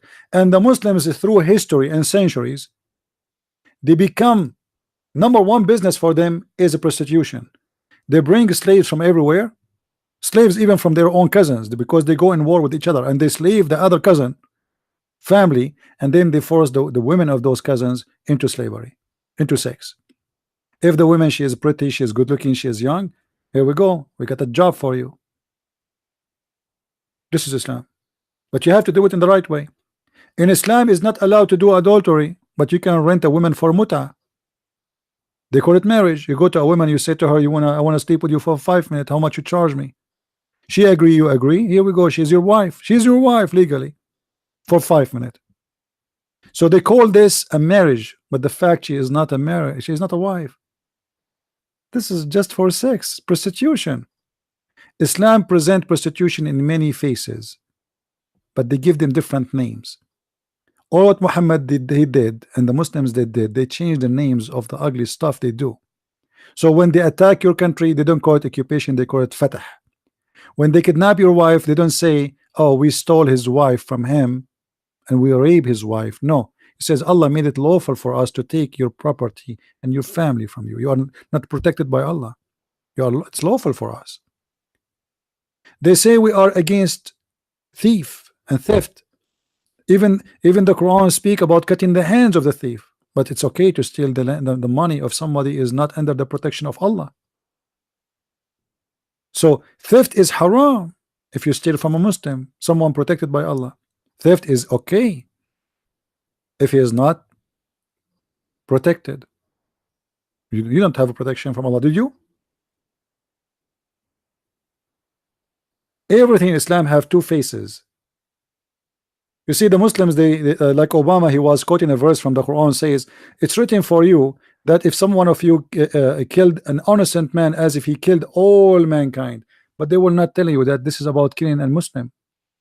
This is not about killing non-Muslims. The Quran, all of it saying go and kill them, kill non-Muslims. Chapter 9 verse 29 says go and kill specifically the Christians and the Jews. Why? For they refuse to embrace Islam. That's it. So how, what do you mean the Quran says if you kill a man as if he killed all mankind? That man is a Muslim man. Actually, the coming broadcast, let us say, maybe remind me to speak about this topic so we can cover it and we can expose the lies they say to us about if you kill an innocent man as if he killed all mankind. All right, I want to say thank you for being here. May the Lord bless you, and I advise the Muslims to give my video a dislike, because the Christians don't give me like, so we better get at least get dislike. I mean, we get something out of it. Islam is made by a stupid man for stupid people. You have to be mentally ill, sick, to believe in such a cult. A cult who teach you that the best man of the world, he have a wife, she is 6 years old. At the age of 54. Having many wives before. And many wives after. Why in the world he would think about a child to be in his bed? Unless he is mentally sick. Islam failed in ethical examination, logical examination, anything, not only like historical examination, science, and anything. Islam failed. And if you want to learn more about the stupidity of Islam, I advise you to go and get my book Sex and Allah, which is just published in the beginning of the month. And actually I'm really happy that a lot of people buying the books, and look like the book is flying everywhere, and most likely Muslims are #1 buyers for the book. And I understand that, because the Muslims, they want to learn about things they never heard before about the religion. All the information there, those who have my book, you will see, not this book is not a book of a Christian prince as much it is about you, what you Muslims say, because everything there is reference of you, your scholars, your prophet, your companions saying things, not me. So it look ugly, disgusting for you, but I did not say a word there, except I'm just saying how this happened and how that happened. The rest is your story. The rest is your text. The rest, it's you who provide us with the reference. I just put it for those who cannot reach to the knowledge. And the knowledge is very powerful, and those who have the knowledge, they will never be defeated. You see, even war today, the war between nations, is about knowledge. Who is the one is losing war? Is the one who don't have knowledge. Who is the one who win war? Is the one who have knowledge. Why Israel is a super powerful country, a country of 6 millions? Because they have knowledge. Otherwise, the Muslims, they can eat them like a snack. We have more than 1.5 billion Muslim, and we have 6 million Jews. How those people, they can protect themselves? Knowledge. Knowledge is power. So I advise all of you to educate yourself. For the more you educate yourself, you are a different and new person. Education change you. There's a bad education, there's a good education. However, you can even make it from the good education or the bad education, you can make something very useful for you. As an example, I learned about Islam, and Islam is an evil religion. That is a bad education, but I made of the bad education good education, so I can save as many as I can from such a cult. So yes, why not? We learn about the bad things so we can save ourselves from it. We study viruses, we study bacteria, not because we love virus, not because we like cancer, but because we want to fight the cancer. We want to save mankind from death, and the death in this case is very horrible. Thank you for watching, and may the Lord bless you all until we see you again, maybe this coming Monday. Christ is Lord and Islam is false, and we see you soon again. Bye-bye. Take care.